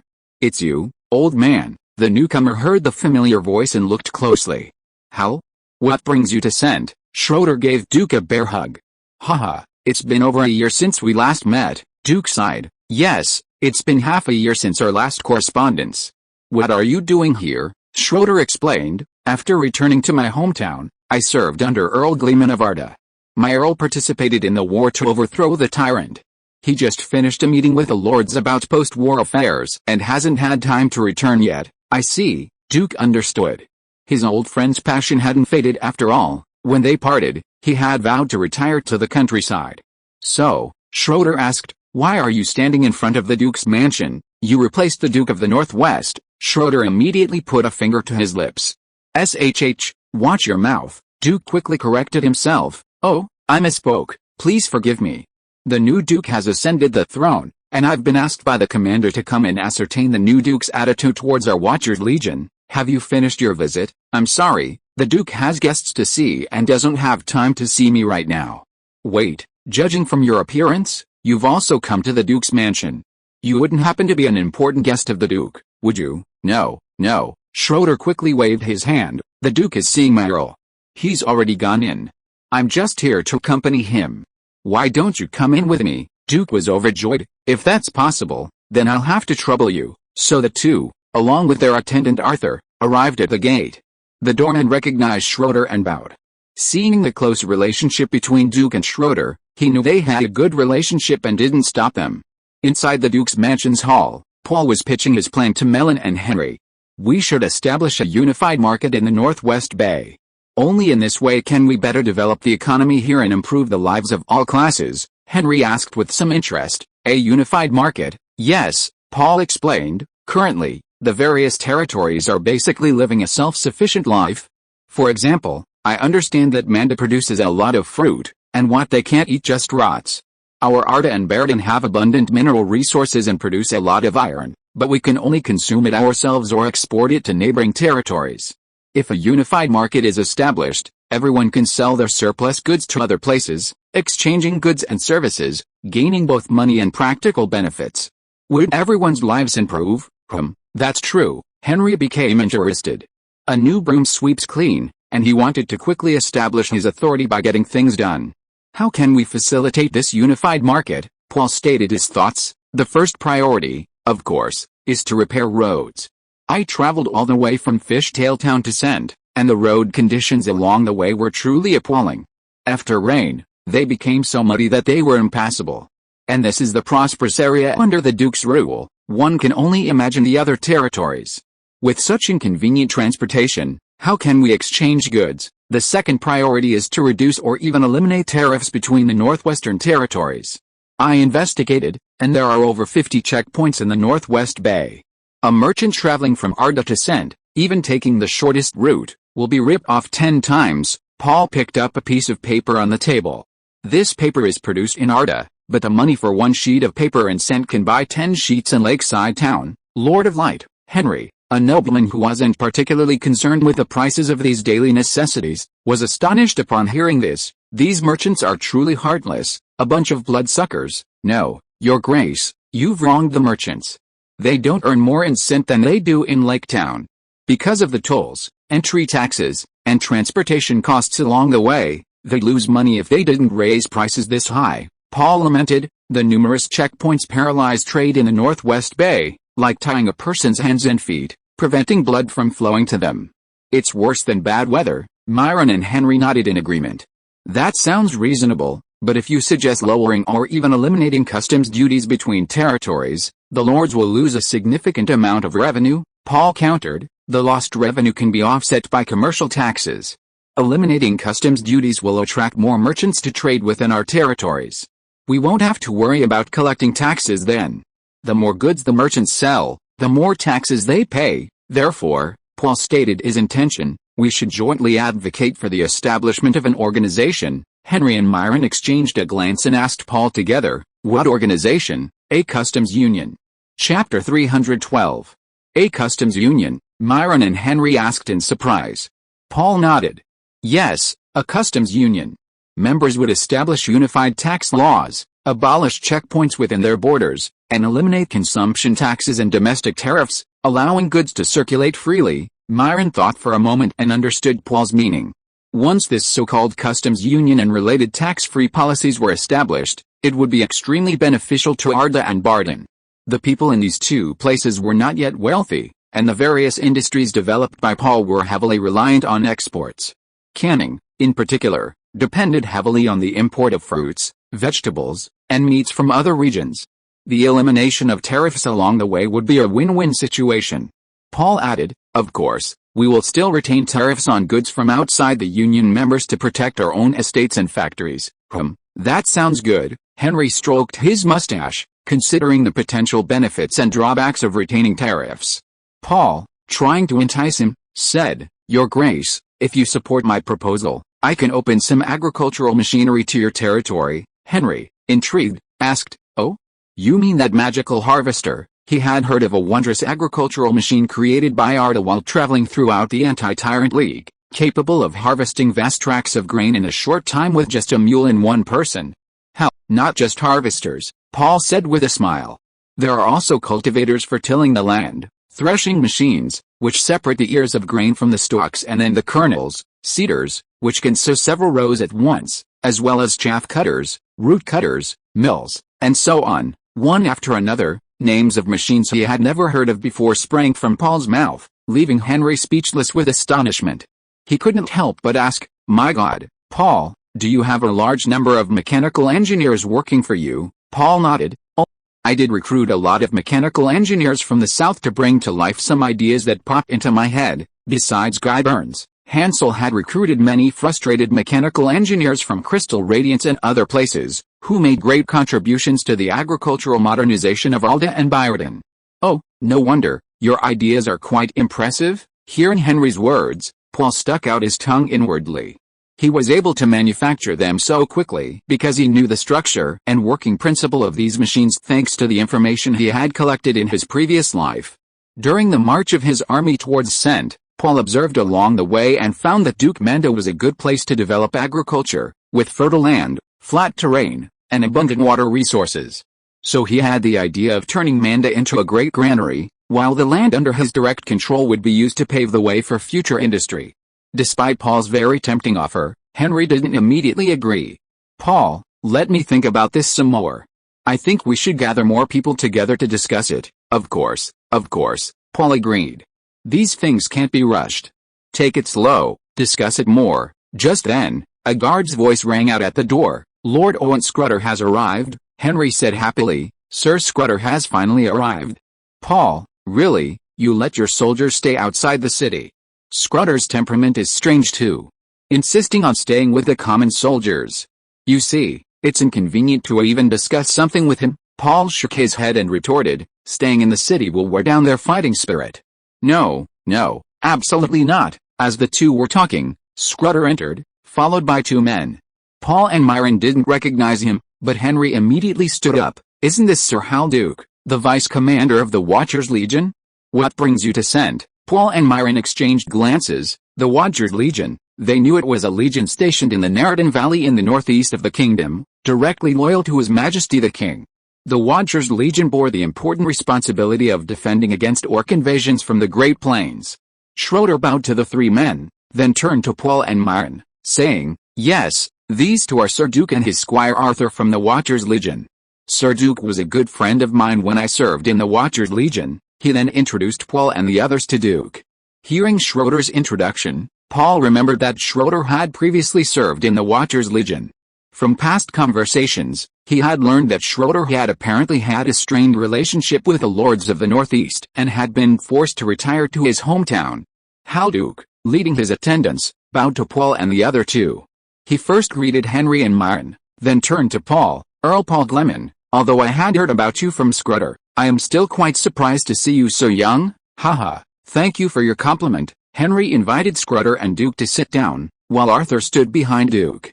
Paul said, "Sir Duke, could you spare a moment to tell me about our situation? It'll be quick." The Duke feels that many knights and troops in Manda have followed Maltz in the rebellion and are untrustworthy. He plans to create a new force, and in the meantime, he wants to borrow a contingent of our soldiers to protect the territory. "I don't object in principle, what do you think?" Schroeder thought for a moment and replied, "I agree. Training new recruits takes time, but the supplies," Henry interjected, "don't worry, I'll take care of the supplies for the Arda army here." Paul then asked, "How about selecting 2 battalions, over 1,000 men?" Schroeder nodded, "That's fine, Your Highness, what do you think?" Henry said with a slight pain in his eyes. Over 1,000 men, that's more than enough. Paul had discussed the army's food and lodging with him, but for his own safety, he had to accept it. He, a duke, could certainly afford to feed and care for over 1,000 men. The three then discussed some details of the garrison. After discussing the garrison issue, Henry finally looked at Halduke. With a hint of respect, he asked, "May I ask what brings Sir Halduke here?" Halduke first congratulated Henry on becoming the new duke, then stated his purpose. "I have come to ascertain your opinion of our Watchers Legion." Chapter 313. Compared to other powers on the continent, the Kingdom of Alder possesses unparalleled geographical advantages. Stretching thousands of kilometers to the north are the Rocky Mountains, a massive east-west mountain range that prevents large-scale southward expansion by the Orcish forces from the plains. To the east, the Sunset Mountains, a name borrowed from the other side, where they are considered western to those on the other side, block the eastward ambitions of other powers. The Sunset Mountains generally run north-south, but their course bends northward, intersecting with the even more northerly Rocky Mountains. At the confluence of these two mountain ranges lies a vast valley, the Neredan Valley. This valley connects the northeastern territory of the Kingdom of Alder to the heart of the continent, hence its preferred names, the Neredan Corridor or the Northeast Corridor. If the orcs of the Northern Plains or the Gabella Empire of the East were to invade the kingdom's northeastern territory, the Neredan Valley would be their only route. This refers to large-scale invasions. Only the Neredan Valley could provide sufficient transportation for large-scale troop movements and logistical support. Small groups of orcs could enter the Kingdom of Alder through other means, but those who infiltrated in this way rarely amounted to much. Every winter, small groups of orcs would cross mountains and valleys to enter the northeastern territories of the kingdom, raiding villages and towns, plundering winter supplies and human slaves, before returning to the grasslands in the same manner. If conditions permitted, the kingdom's army would also frequently enter the edge of the Great Plains, through Neredan, to drive out orc tribes. Despite the long-standing state of mutual slaughter, border trade continued intermittently. The orcs needed iron, cloth, grain, and salt from humans, while humans had a huge demand for orc-dominated livestock, especially fine horses for forming cavalry. Successive rulers of the Kingdom of Alder attached great importance to this region. The Neredan Valley was under the direct jurisdiction of the kingdom's government, and a powerful army, the Watchers Legion, was stationed there, with a standing force of about 20,000 to 30,000 men. The Legion commander even had a degree of control over the lords of the Northeast. "I've come to ascertain your opinion of our Watchers Legion, Sir Duke," the Legion's vice-commander explained to the new Duke of the Northwest, Henry Ferdinand. Attitude: the three present understood Sir Duke's meaning. The northeastern territories had long been plagued by Orcish raids, and the Watchers Legion didn't limit its procurement of supplies and recruitment to areas near its own encampment.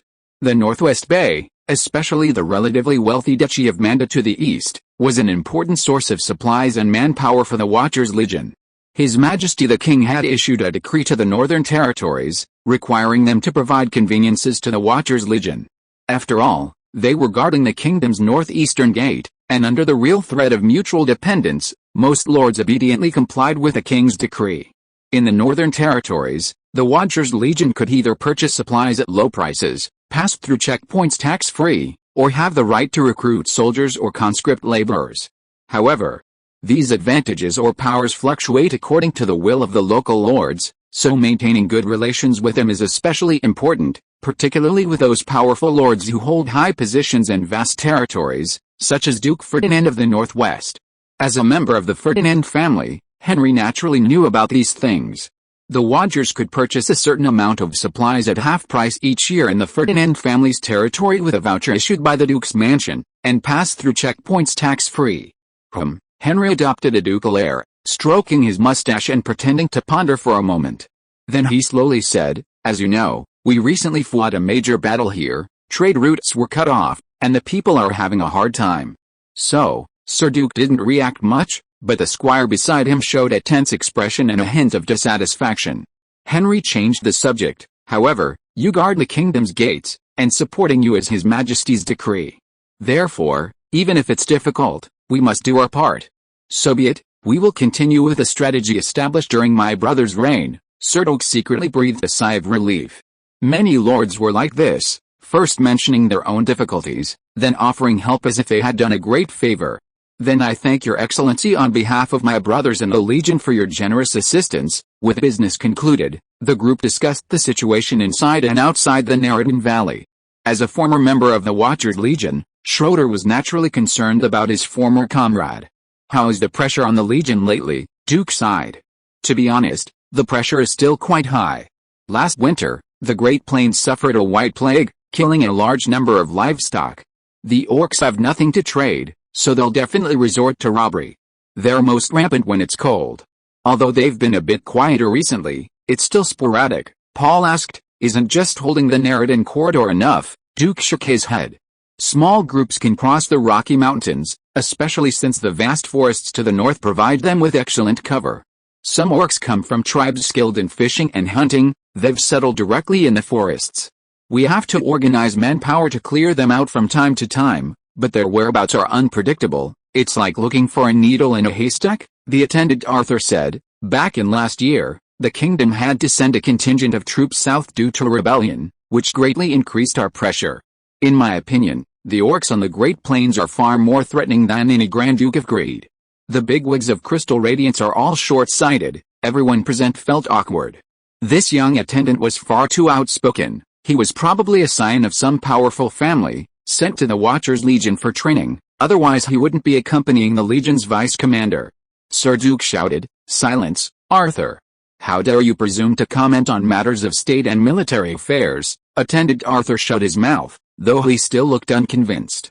Duke continued, "However, Arthur's words do have some merit. In recent years, the White Wolf clan has risen rapidly, becoming the leading power on the Great Plains.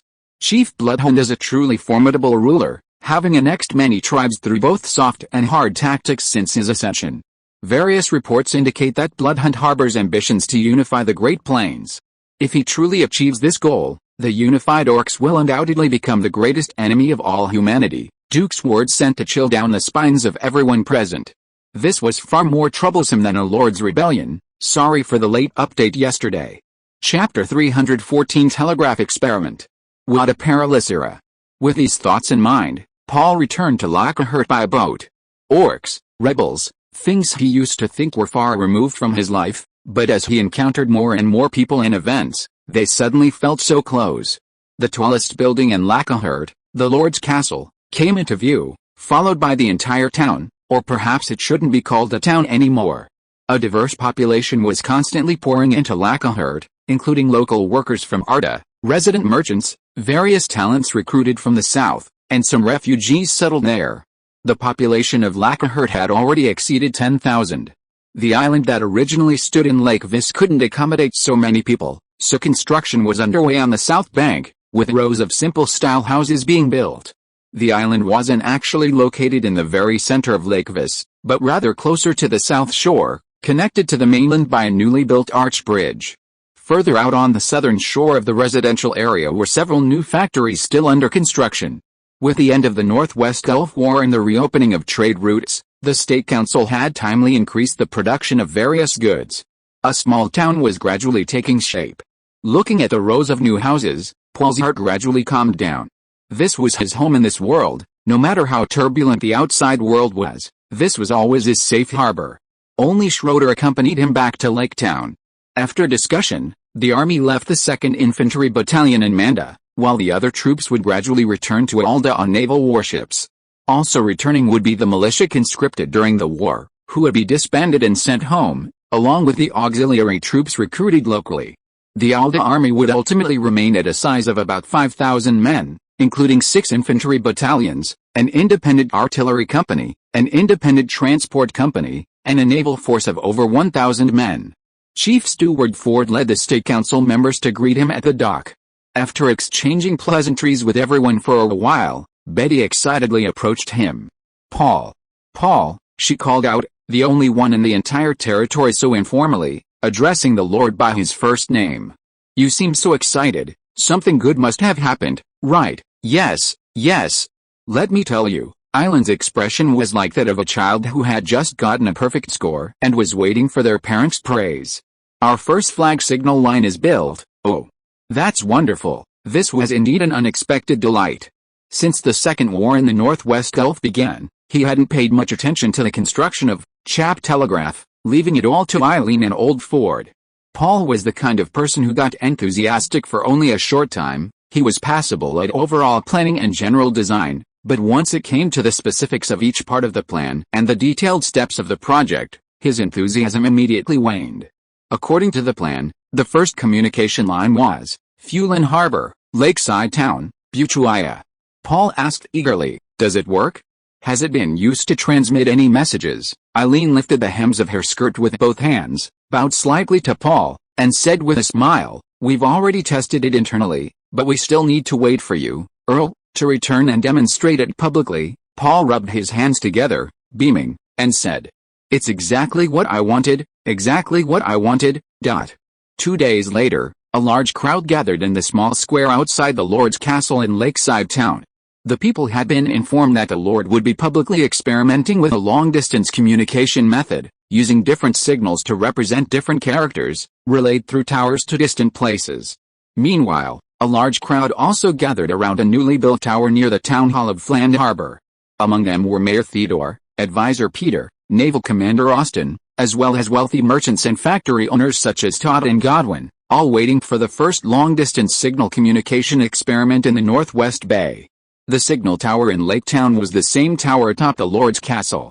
As the hub of the planned entire communication network, and to minimize the time spent obtaining urgent messages, Paul naturally wanted the base station as close to him as possible. Amidst the watchful eyes of the crowd, Paul stepped out of the castle gates and stood on the steps, loudly proclaiming to the people, "I presume you all know what we're about to do. To test this new communication method, after much deliberation, I've made the following decision. Let everyone here offer suggestions on what message we should send." Paul's words were barely out when the square erupted in chaos. The first sentence of this long-distance communication experiment, whoever proposed it might go down in history. Everyone racked their brains, desperately trying to come up with the most impressive message they could muster, and the entire square buzzed with discussion. A servant set out a table with quills, ink, and white paper. Paul continued, "The experiment will proceed as follows. We will first send the message to Port Franklin, and then have it relayed back unchanged from there. The person who sent the message will then verify whether the returned message differs from the original. So, who will provide the first piece of information? Has anyone decided? If so, come and write it down." To his surprise, the crowd in the square fell silent. After the initial excitement subsided, people realized this was a significant experiment. What if they said something wrong and were punished by the Lord? Hansel, standing nearby, bowed to Paul and suggested, "Here, the Earl holds the highest position. If you don't write it yourself, then someone you designate should write it." Paul said, "All right, Hansel, then I'll choose someone." His eyes swept across the crowd again and again, spotting a familiar figure. He pointed forward and shouted, "Morrison! You come here." The abbot, squeezed into the crowd, froze, pointing to himself. "Me." Paul confirmed, "Yes, it's you." The crowd immediately shoved Morrison in front of the table. The abbot was clearly a little nervous. What kind of sentence should he write? It had to be meaningful. Scribbling something random would be beneath his dignity. Morrison scratched his head. Suddenly, an idea struck him, and he picked up his pen and wrote a sentence. The paper was quickly delivered to the tower of the Lord's Manor. The onlookers held their breath, their eyes glued to the towering signal arm, which was manipulated into various shapes by the telegraph operator. Finally, the signal arm stopped swinging, and all that remained was to wait for the message to arrive from Flanders Harbor, if it had reached its destination. The square buzzed with discussion again, people speculating about what Morrison had written or whether the message would arrive as expected. Less than 20 minutes after the signal arm stopped swinging, a servant rushed out of the castle gates, excitedly shouting, "He's back! He's back!" The square erupted in cheers, then quickly fell silent as the servant read the message aloud. "If successful, you will soon be bathed in glory," Morrison shouted, not a word off. A thunderous roar erupted in the square. "You should know that even riding a horse, it would take almost a whole day to make a round trip between Lakeside Town and Fulenport." Chapter 315. The optical communication experiment was a great success, and Paul announced to the crowd that he had named this contraption the telegraph, meaning as swift as lightning. He also announced that the telegraph would be open to the public. Anyone willing to pay could enjoy the convenience of telegraphic communication. Once their messages reached their destination, A special person would write them down on paper and deliver them to the recipient's doorstep. Paul's words were transmitted via the telegraph, reaching not only Port-de-François but also, this time, eastward to Buchuaya, the capital of Bardon. In Paul's plan, the use of the telegraph was divided into 3 levels. First was military intelligence. Information related to military affairs would be prioritized and transmitted free of charge in most cases. Second was information from government departments. Officials of all ranks could use the telegraph to exchange short, quick, and urgent messages with the town of Lakeside, but these had to be official business and would require payment, reimbursed by their respective departments. Both types of messages needed to be classified according to their security level. For classified messages, the sending and receiving base stations were not allowed to retain records. Furthermore, classified military intelligence and government dispatches undergo special encryption during drafting. To the uninformed, they appear as a jumble of letters, words, or incoherent sentences, incomprehensible even to telegraph operators at base stations. They simply need to strictly adhere to the prescribed arrangement of the signal arms to correspond to the individual letters. To reduce the chance of the encrypted messages being cracked, the encryption rules need to be changed periodically, requiring manual delivery of the new rules to various locations. Besides sharing a common set of encryption rules, certain special regions or departments may have unique encryption rules specific to the town, depending on the circumstances. Of course, current encryption methods are still quite primitive, simply scrambling or replacing letters or words in the message according to certain rules, but it should be sufficient for this era. The third level is for civilian information, transmitted only when telegraph lines are idle, and at a considerable cost, which most people probably cannot afford. The tentative price was 1 copper coin per letter, including the senders and recipients' names and addresses. Spending 1 silver coin, equivalent to 1,000 copper coins, would only transmit about 200 words, so they had to carefully consider their spending. Take Mr. Marlowe, the head of cannon casting at the arsenal, for example. When he first arrived, his monthly salary was a mere 800 copper coins. However, Arda wasn't very wealthy at that time. Later, with the development of the market economy and Mr. Marlowe's several promotions, his salary rose to 3 silver coins, placing him in the upper middle class of Arda and even Lake Town. If Mr. Marlowe wanted to send greetings to friends by telegram, even a slightly enthusiastic one would cost him nearly a third of his monthly salary. But for merchants and workshop owners who valued market information immensely, a high-value message was worth any price. The speed of information transmission could determine whether they made a profit or a loss. The telegram primarily targeted this group among the general public. Information from the public must be sent in plain text, and records must be kept of both sending and receiving. The Public Security Department and the Intelligence Department will conduct regular checks to determine if any destabilizing factors exist. However, many people may use codes or coded language to convey private information they don't want others to know, especially certain trade secrets, which cannot be verified one by one. A few days later, Paul, in the name of the State Council, sent a telegram to Port Franklin and Buchuaya. The Lakeside Machinery Factory will hold a product launch to showcase several newly developed products, mainly related to agriculture and textiles, and welcomes relevant personnel from these 2 industries to attend. After receiving the message from the Lord, the local government quickly disseminated it to the surrounding areas, even reaching the newly taken over Emden. According to the information from the State Council, the machinery factory's new products will greatly boost so-called productivity, which, based on past examples, such as harvesters, often means opportunities to make money. Anyone with a little wealth was quick to act, and keeping a close eye on the developments in Lakeside was always a good idea.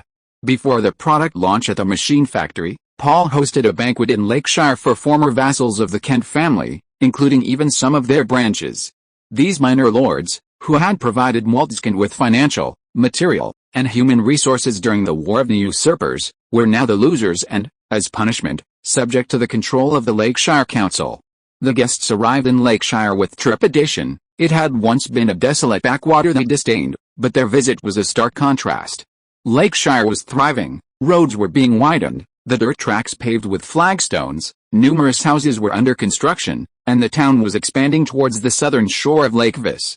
The streets bustled with merchants and horses, a far cry from the remote town they remembered. This sight made the old-fashioned lord's castle on the island in the lake seem incongruous, even somewhat shabby.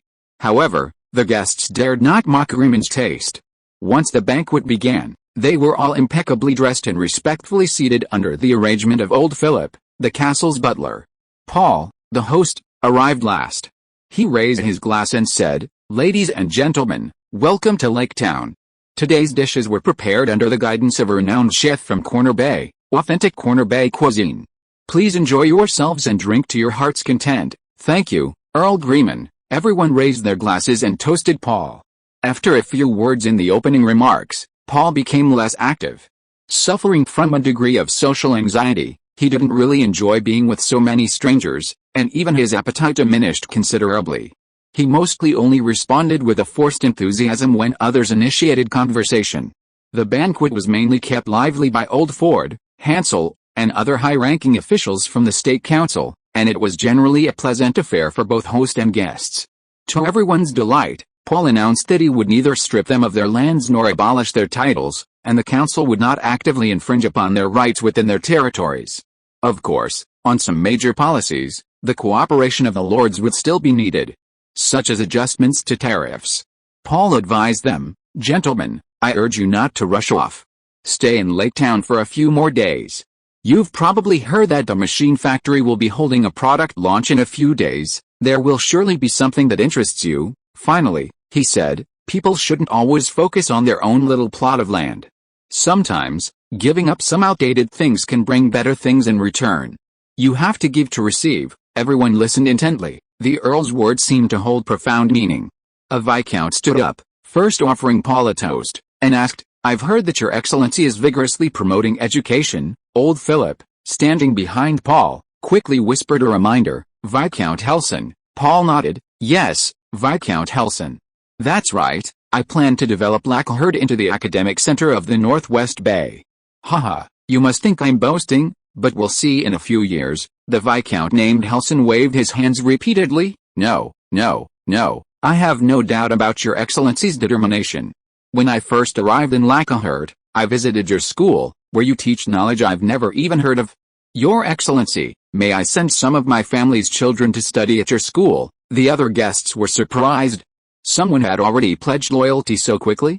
These lords of Emden lived far from Horde. If their family members came to study, they would likely stay permanently. Wasn't this tantamount to sending hostages? Paul nodded to the Viscount. "Of course, I warmly welcome young people from out of town to come here. We can exchange ideas and learn from each other.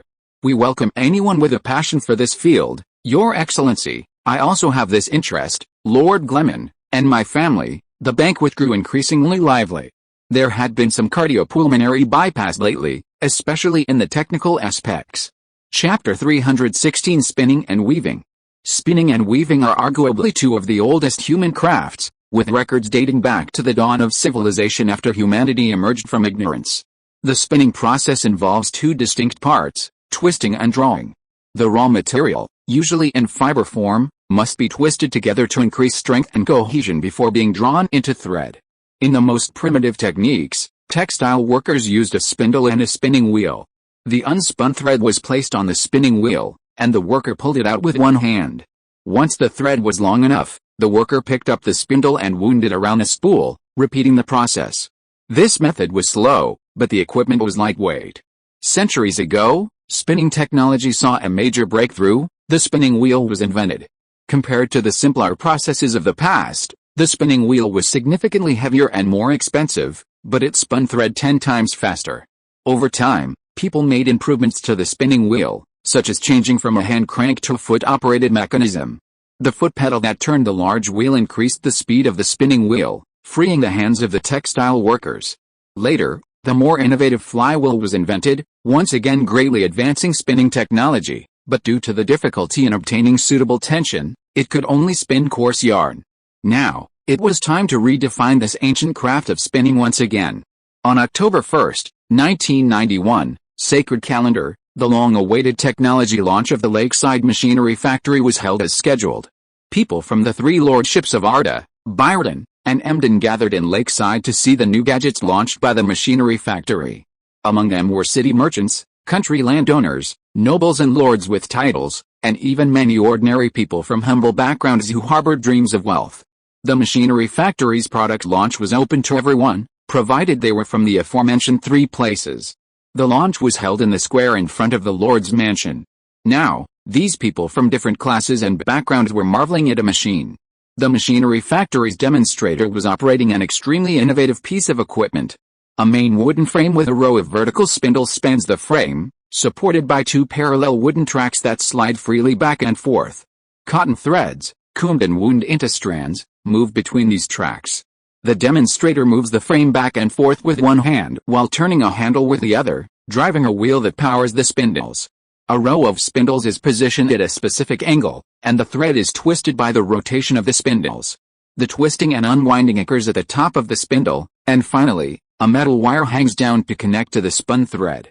The spindles continue moving forward, causing the twisted and stretched thread to retract to the bottom of the spindle, and the process is repeated.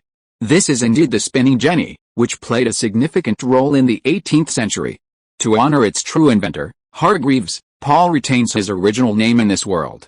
Fortunately, Old Ford's youngest son has just had a daughter, avoiding many of the idle speculations that others might have, much to Old Ford's gratitude. Gentlemen, Guy Burns introduced a machine to the crowd with a proud expression. This is Lord Gleman's creation, the Jenny spinning machine. Oh, just to clarify, Jenny is the name of Lord Ford's newborn granddaughter, so please don't overthink it. Back to the point, see how amazing it is. This is just a simple demonstration unit with 10 spindles on one wheel, but even so, it's equivalent to the work of 10 textile workers. In fact, with sufficient power, theoretically, it can drive an unlimited number of spindles, 18, 30, even 80, increasing efficiency dozens of times. A gasp rippled through the crowd. Oh! The Lord of Light's creation. What a wondrous invention. I already sense a new era has begun. Many wanted to touch it, but the spinning machine was surrounded by caution tape, and the watchful eyes of heavily armed guards deterred those who tried to approach. Clearly, the Lord's manor was keeping the manufacturing technology a closely guarded secret. As for whether it was a fake, the machine was spinning thread under the demonstration staff's operation. Although the machine couldn't be touched, the thread spun on the spot was still brought out for everyone to appreciate. One drawback was that machine-spun thread couldn't be spun as finely as hand-spun thread. It seemed only suitable for light yarn extending along the length of the loom. However, this was absolutely, positively, and undeniably a technological leap forward. Listening to the audience's murmurs and seeing the expressions of amazement on their faces, Guy Burns felt immense satisfaction, his pride overflowing. He certainly had reason to be proud. Although the idea and general structure were proposed by Paul, the specific implementation was completed by him and his colleagues, fellow mechanics. Knowledge and technology should benefit the majority, not become playthings in the hands of a few. Grayman's summary was absolutely right. Guy Burns felt he had taken another giant step forward on this path. Haha, there's more to surprise you all. Guy shouted at the top of his lungs, Gentlemen, have you ever thought about what's the use of producing so much yarn with the speed of our current looms? It just sits in the warehouse collecting dust. The crowd gasped. Could it be? Could it be? That's right. The Lakeside Machinery Factory has also manufactured a new type of loom that matches the spinning speed of the spinning jenny. This statement piqued the visitors' interest once again. Guy walked towards another exhibition area, and everyone's eyes followed him, focusing on a machine covered by a cloth. With a whoosh, Guy ripped off the cloth covering the exhibit, revealing its true form. This machine was clearly a loom, a wooden structure, about 2.5 meters long and 2 meters high, powered by foot pedals. However, some parts of its mechanism differed from traditional looms, which was immediately apparent. For centuries, textile workers had passed the shuttle from one hand to the other when weaving, resulting in a fabric width roughly the length of a person's two arms. To widen the fabric width, two weavers were needed, which greatly limited the width of the fabric and the weaving speed. Now, an invention called the flying shuttle has solved these two problems, increasing both the width of the fabric and the weaving speed. Ahem. Now, let me introduce the machine factory's second new product, the flying shuttle loom. Guy Burns continued with a proud expression. Chapter 317 Patent Law. The looms popular in modern countries are large wooden structures, their width limited by the range of the weft yarn supported by the shuttle. The yarn dividers are separated by heddles mounted on horizontal bars, and a simple balancing device ensures that when one bar is raised, the other falls. The yarn is separated in parallel by a large, comb-like reed. This device was originally wooden, but later made of iron and steel. Because the weft yarn is passed back and forth through the yarn dividers by hand, this greatly limits the width of the fabric and the speed of weaving. The loom showcased at the press conference incorporated a remarkable feature, a flying shuttle. The flying shuttle uses a pair of belts as suspension ropes to suspend the shuttle as it passes through the yarn dividers. On each side of the loom is a shuttle striker that slides along a metal rod on a reed base. A control rope with a wooden handle connects the two shuttle strikers. The weaver pulls a rope by hand, alternating the movement of the two belts. A sharp pull in one direction causes the shuttle striker to propel the shuttle through the yarn. The shuttle, equipped with 4 wheels and guided by a shuttle board, is stopped by a striking mechanism on the opposite side. A sharp pull on the rope in the opposite direction launches the shuttle back. Using the flying shuttle, a weaver can weave cloth of any width, and the speed is significantly increased. Although simple in structure, it is extremely ingenious, and the new loom once again drew admiration from the audience. Immediately, some people had the idea of imitating it. The general structure of the flying shuttle was easy to understand, and the details could be figured out with a few more experiments. However, their hopes were quickly dashed. Just as people were enthusiastically watching the demonstration of the spinning jenny and the flying shuttle loom, a bell rang. A carriage entered the venue. The door opened, and a man in a long robe adorned with a scale pattern stepped out. Many present recognized him, Lord Thomas, the chief judge of the Lord's court. Judge Thomas walked to a platform made of wooden crates and called out, "Ladies and gentlemen, with the merchants and industrialists of Arda, Byron, and Emden gathered here, I have something important to announce." Once the crowd's attention was drawn, Thomas said loudly, "Ladies and gentlemen, many of you do not know me yet, so let me introduce myself. I am Judge Thomas, appointed by Lord Paul Gleman, and I have come on behalf of the Earl to offer you some advice. Do not attempt to imitate the spinning and weaving machines displayed at this press conference, or you will be subject to punishment by the Lord's court." Huh? The crowd, puzzled, began to murmur amongst themselves. Earl Gleman and Earl Garnard have jointly issued a decree, the patent law, granting the true first inventor or organization of a manufactured product or technology an exclusive right to implement or manufacture that product within the jurisdiction of the lakeside town government, including all the vassal territories of Emden, for a period of 10 to 20 years, depending on the circumstances. No other person or organization may use the patent certificate and privileges while they are being granted. Please refer to the notice board posted in front of the Lord's Mansion for the specific details of the decree. In short, the spinning and weaving machines currently on display are patented by the Lakeside Town Machinery Factory. Any unauthorized imitation of them is illegal. Huh? The crowd was shocked. Someone, disregarding the danger of offending the Lord's authority, shouted, "Then what are we even here for? Just to make us drool?" Thomas shook his head. According to the patent law, you can purchase the finished products from the Lakeside Town Machinery Factory, but you cannot imitate them privately. Oh, that's acceptable. Just like with the harvesters before, the machinery factory previously kept the harvester manufacturing technology strictly confidential, requiring buyers to sign confidentiality agreements. Now, the Lord has directly issued a decree to protect the technology. Well, everyone knows that the Lakeside Machinery Factory was founded by Earl Gleman, so this makes sense. Thomas's next words drew everyone's attention. "Listen up, everyone. The law forbids unauthorized copying, but with a patent holder's consent, you can purchase a patent license, or even buy their patent rights. This process must be witnessed by the newly established patent office. With a patent license, you can use the new technology or invention within the prescribed scope." The chief judge's words sparked another round of discussion. Someone asked, "Your Honor, does this so-called patent law apply to everyone? For example, can I, a commoner, obtain a patent for inventing something new?" Thomas nodded and replied, "Yes, as long as no one has invented and filed a patent application before you, you can apply to the patent office with your invention. After the examiner's evaluation, you will be granted a patent certificate," he added. "Whether you are a nobleman, a knight, a commoner, or even a slave, as long as you are a true inventor, you will be protected by the patent law." Wow! The crowd erupted in excitement, many eager to go home and realize their past ingenious ideas. Those who felt they lacked inventive talent began to consider whether they should fund those who enjoyed tinkering with novelties, buying the patents or usage rights. Who knows, they might just strike it rich. It was estimated that soon a large number of wildly imaginative creations would emerge, leaving patent office staff both amused and exasperated. "Gentlemen, The chief judge said, "What I just said was only a general overview. If you have time, you must study the patent law carefully, otherwise, it wouldn't be worth it if you accidentally committed a crime." With that, the chief judge left the press conference. Paul had been considering the introduction of patent law for a long time. Reaching the industrial age couldn't be done by him alone. He needed to mobilize the entire territory's creativity. Historically, the patent system had both advantages and disadvantages. The advantages included protecting the interests of inventors and promoting invention to a certain extent. The disadvantages were numerous, such as a large number of worthless patents wasting human and material resources and fostering patent trolls. However, overall, the patent system played a role in promoting technological advancement. Previously, due to their limited strength and lack of resources, any new inventions they developed had to be strictly guarded and manufactured secretly.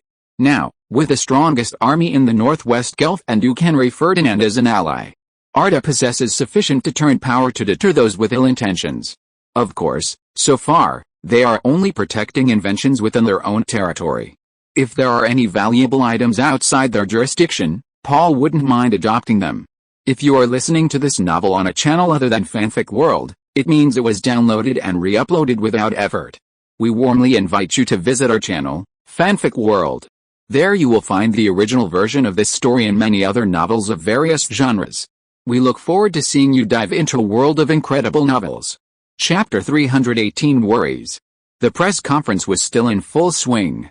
In contrast to the lively atmosphere in the square, the Lord's office inside the castle was remarkably quiet. Paul, holding a cup of coffee, stood motionless by the window facing the square, watching the events unfold with satisfaction. A gentle voice sounded behind him. "Why don't you go to the venue yourself? All the things on display are your creations, right?" Ladisicia's use of your creations made Paul blush for a moment. He turned around and muttered, "Oh, never mind." Paul wasn't comfortable in crowded places. He felt extremely uncomfortable there. Indeed, especially after everyone knew the exhibits were his designs, a bunch of strangers would definitely focus their attention on him and rush over to ask him all sorts of questions. Oh, good heavens! The thought was terrifying. As the lord and commander of the army, Paul often had to appear in public, such as public trials of pirates or post-war celebrations. But he avoided unnecessary situations whenever possible. The consultant, sensing Paul's thoughts, sighed helplessly. What was this called again? The Earl himself had mentioned it. Oh right, it's called social anxiety. She changed the subject. Actually, I have a question I'd like to ask you. Paul was puzzled. What question? Laddie walked to a table in the corner of the room, picked up a drawing, and said, "According to Director Burns, this thing has actually been realized." Right, the drawing in the consultant's hand depicted the design of some kind of machine. It was clearly a spinning machine, but unlike the spinning jenny being showcased at the press conference, it was powered by force. The Arkwright spinning machine, another major invention on the eve of the Industrial Revolution, was faster than the spinning jenny and didn't require human power. Paul nodded to Lottie to confirm, "Yes, the prototype has been manufactured, and the experimental results are very good." The female consultant voiced her question, "Then why don't you launch this more efficient machine?" That's a good question," Paul said. "I thought so at first too. Since there's something better, why not go for it right away? But the salt workers' riot a few months ago reminded me that hastily promoting new technology might have unforeseen consequences." The salt workers' riot. Laddie thought for a moment and understood what Paul was worried about. "Are you worried that the highly efficient spinning machine will affect the income of those who make a living with traditional spinning techniques?" The female consultant knew that it was with Paul's support of the new technology that salt merchants invested in building a large number of salt-producing plants. The price of salt on the market had dropped, but it had also cut off the livelihood of those who had made a living by boiling salt for generations. "You're right, that's exactly what I'm worried about," Paul replied. "Given the cost of Arkwright, well, the cost of the water-powered spinning machine, I estimate only a few factory owners or wealthy family workshops can afford it. Once they buy the new machine, they'll quickly phase out those still using hand-spinning wheels, taking away the livelihoods of a large number of people, and perhaps, even causing another riot. I don't want the weapons of the Arda soldiers to be stained with the blood of their fellow countrymen again. Therefore, I'm introducing the relatively inexpensive Jenny first, so that as many people as possible can afford it. I'm trying to reduce some social tragedies, Paul's concerns were not unfounded. Similar cases had occurred many times in English history. The appearance of the Jenny caused panic among a large number of hand spinners at the time, who stormed into the home of its inventor, Hargreaves, and destroyed his machines. Arkwright's invention of the water-powered spinning machine also caused panic among the locals, and his factory was smashed to pieces. Zhao Kai, the weaver, invented the flying shuttle, which was adopted by many factories. He then fled to France amidst the scorn of textile workers, ultimately dying in poverty. Crompton, who later created the more advanced mule spinning machine, also met a tragic end. But were the workers who destroyed the machines wrong? The right to life is a fundamental human right. The Industrial Revolution was a revolution, and anything labeled revolution is rarely benign. While the results of a revolution benefit the majority, its process is cold, cruel, and unstoppable. Whether kind-hearted or ruthless, anyone who cannot keep up with the times will be mercilessly devoured. Recalling the tragedies described in the book, Paul shuddered. When he was merely a spectator of history, he could only sigh at these events, but now, as a major driving force behind this process, he felt a tremendous burden on his shoulders. He shook his head. No, even the spinning Jenny needs a buffer period. Laddie, I want to change the plan. The female advisor's beautiful eyes looked at Paul. What do you intend, Your Excellency? Postpone the sale of the spinning Jenny. The reason is to say that some technical defects have been discovered that will seriously affect the machine's lifespan. But the flying shuttle loom will still be promoted as originally planned. Why do you do this? I had someone do a survey. Most of the spinning here are small-scale operators, while weaving is relatively concentrated in some large workshops. Those workshops have the ability to purchase flying shuttle looms for technical upgrades. The flying shuttle weaves very quickly, but the yarn output cannot be increased, which will inevitably lead to a supply shortage and drive up the price of yarn. This will allow those spinning operators to make a small fortune. After a few years, when they have accumulated some savings, we can launch the spinning machine again, and then they will have the means to buy it. As for whether they are willing, that's up to them. This is all I can do. The female advisor didn't speak. She stared at Paul, seemingly considering the plan. Paul stroked his chin sheepishly. I don't know much about economics, and I don't know if the reasoning above is correct. I just wanted to go slow and be cautious. He didn't have external competitive pressure, so having more room for error was always a good thing. Perhaps some people will criticize me for being indecisive, but I don't care. Compared to avoiding a possible tragedy, those criticisms are nothing. Hearing Paul's words, Laddie suddenly smiled. Given her usually serious demeanor, Paul was somewhat surprised. She looks really good when she smiles. No, even more beautiful. The female consultant bowed slightly, then looked at Paul again, her eyes sparkling. Lord Gleman, I support your decision. The advisor's expression and gaze made Paul blush slightly. He lowered his voice nervously and said, Laddie. You can call me by my first name in private from now on, like friends. Laddie. Yes, Lord Gleman, Paul. Just as Paul and Laddie were talking, the press conference in the square entered its next phase. This time, it was a demonstration of agricultural machinery. Threshing machines, chaff cutters, root cutters, and mills made the landowners from all over the region widen their eyes. These landowners exclaimed in admiration, disgust, and asked questions, bringing the press conference to a new climax. Chapter 319. Kevin, carrying a large stack of books, staggered up the stairs.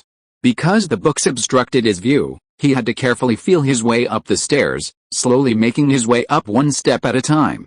Once at the top, he walked down the corridor to a door at the end. Teacher, I've brought the books for you. A robust old voice came from inside. Oh, Kevin, thank you for your trouble. Let me open the door for you. Another voice rang out. It was his senior, Mond. The door opened, revealing Mond's shiny bald head. Come on, put them here. Kevin carried the books inside and carefully placed them on the table Mond indicated. Teacher, senior, is there anything else? David Aldrich smiled, stroking his long, white beard, and said, No, nothing. Sit here and rest for a while. Later, come with Mond to accompany me out. Yes, teacher. Upon hearing that they were going out, Kevin's eyes immediately lit up with excitement. He felt he didn't need to rest at all and could leave right now. However, perhaps his teacher and senior weren't ready yet. He happily walked to the window and stood there, while Mont came over and pressed him down into a chair next to him. Kevin had been in the Gabella Empire for some time now, and he felt that every day since leaving the Northwest Bay had been filled with novelty. After bidding farewell to his parents in Salt Village, Mont led him westward, passing through the northeastern territories of the Alder Kingdom, traversing the Neredan Corridor, and then turning south along the edge of the Sunset Mountains into the territory of the Gabella Empire. After leaving the Neredan Valley, Kevin was quite worried, as this was the edge of the Great Plains. He feared that orcs would come and kidnap them, then pickle or dry them into food. That's how the adults in the village would scare disobedient children. The people of the Northwest Bay grew up amidst the infamous reputation of orcs. Mont laughed heartily after hearing his worries. Don't worry, orcs may look different from humans, but they are a civilization and don't have the habit of cannibalism.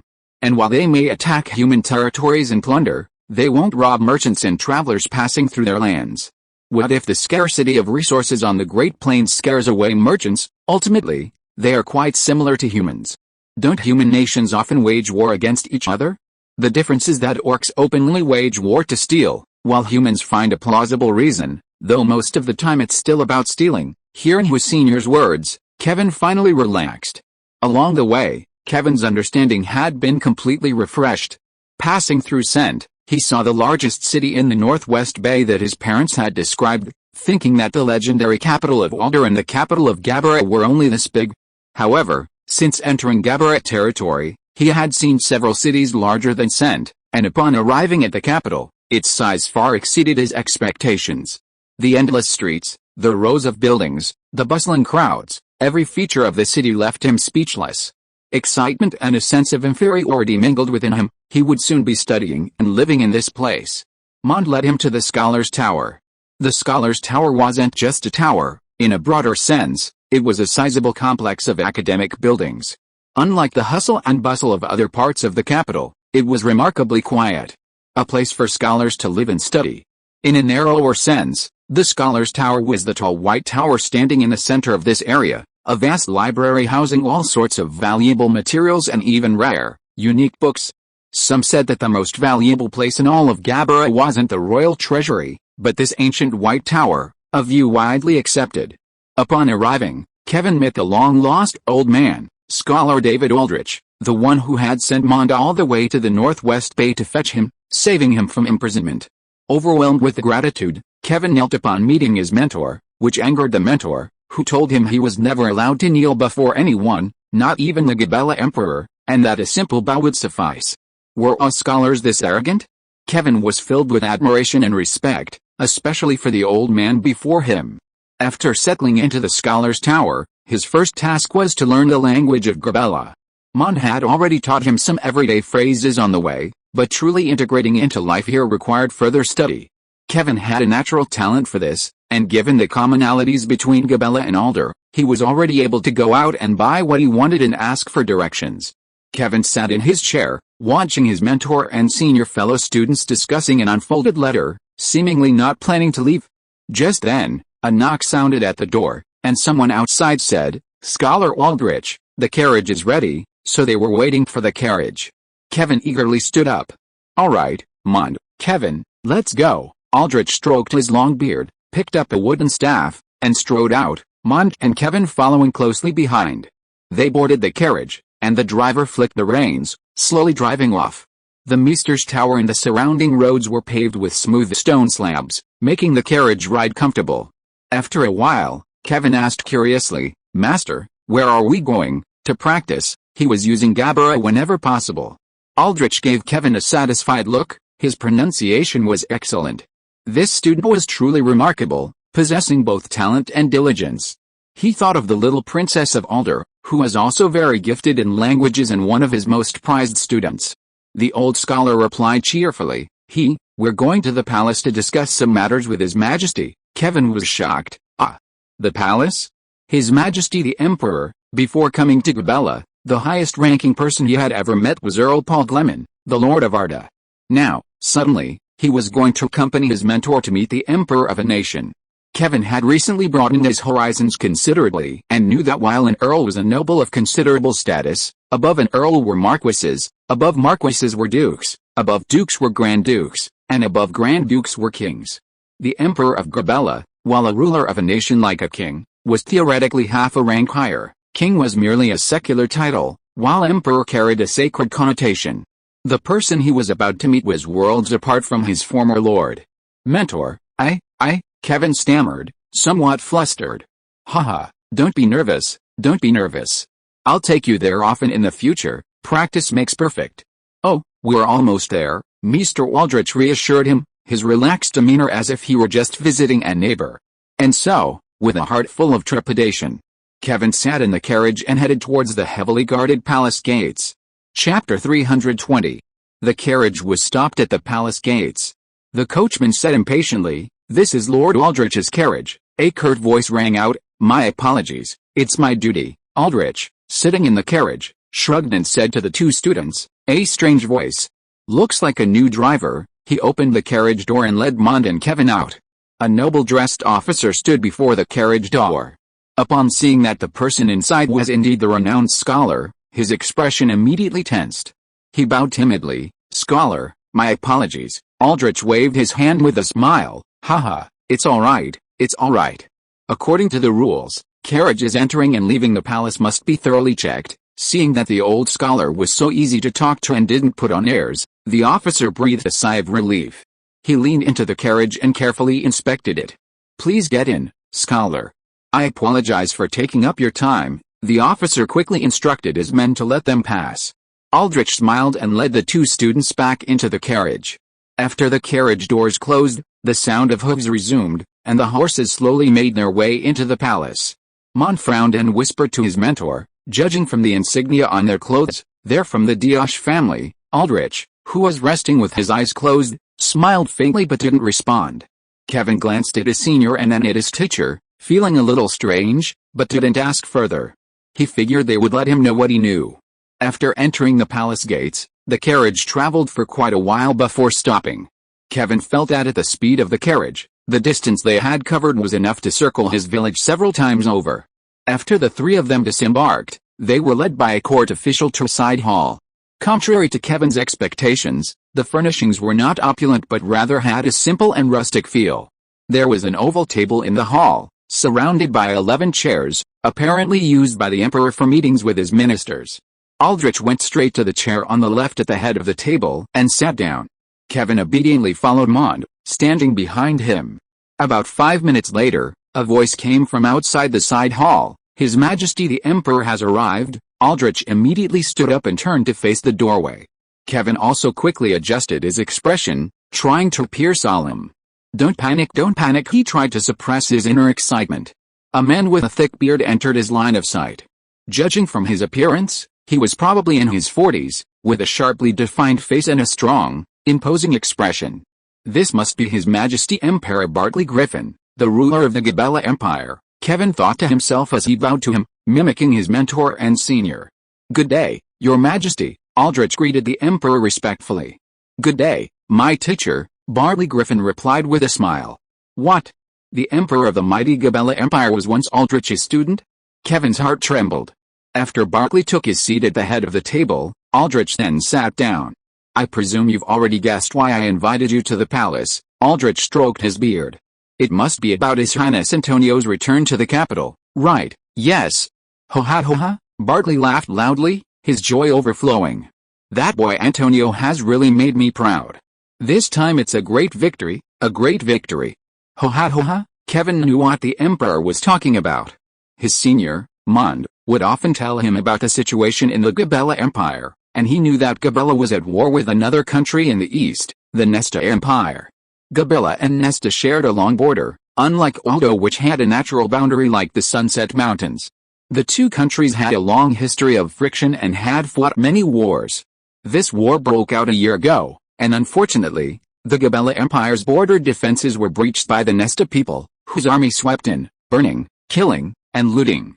Emperor Bartley, enraged, ordered the veteran General Duke MacDonald to lead the army into battle, and appointed his second son, Antonio Griffin, to assist him.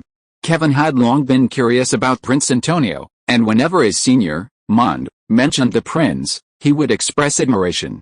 According to his senior, the prince was exceptionally intelligent and diligent from a young age, growing up amidst the praise of his teachers and elders.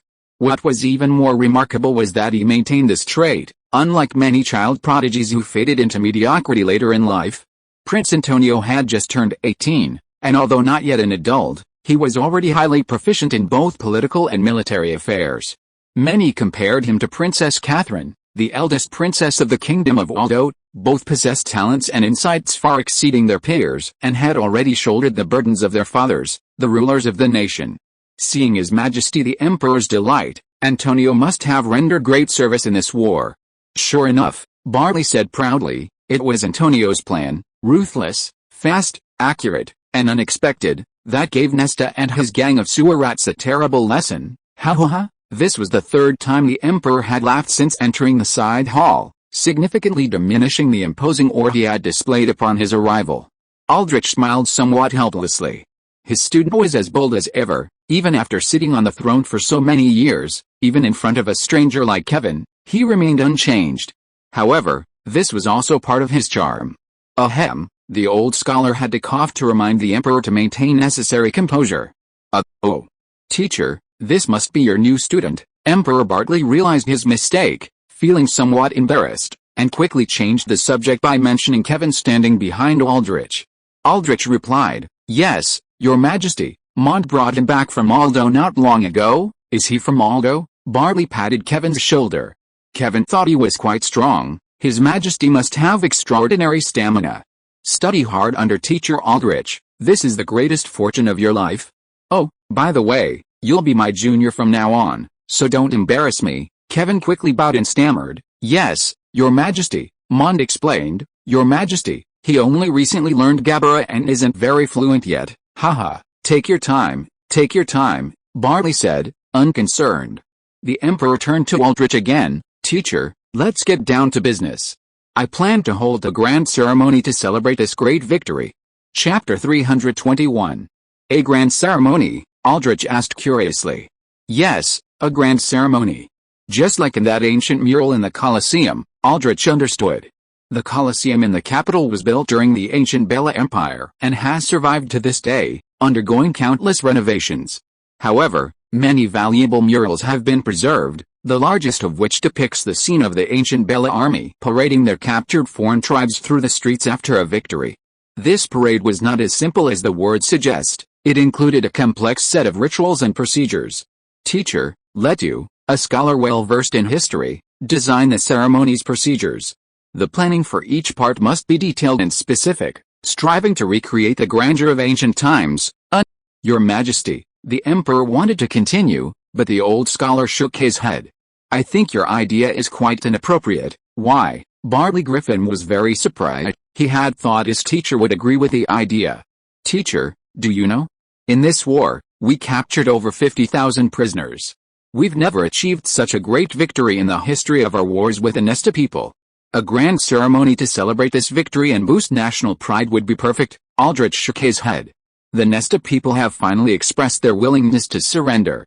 We can use this opportunity to negotiate for more substantial benefits for the Empire.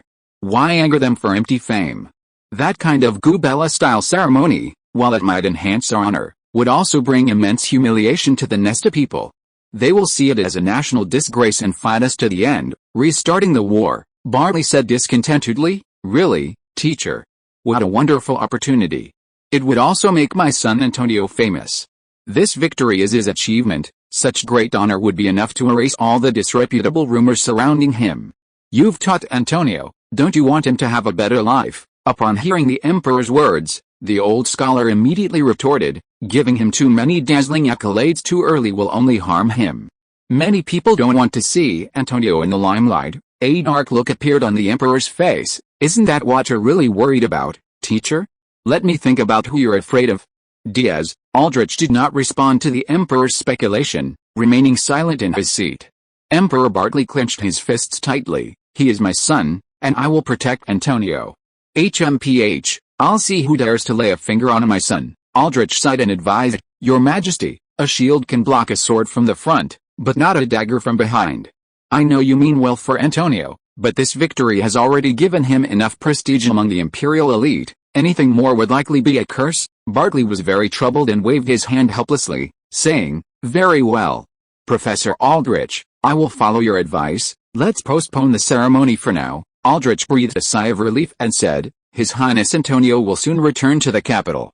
Your Majesty, should we discuss what conditions we should ask the Nesta people for? Very well, this matter should indeed be put on the agenda. Let's draft a preliminary strategy first, and then bring it to the Imperial Council for discussion.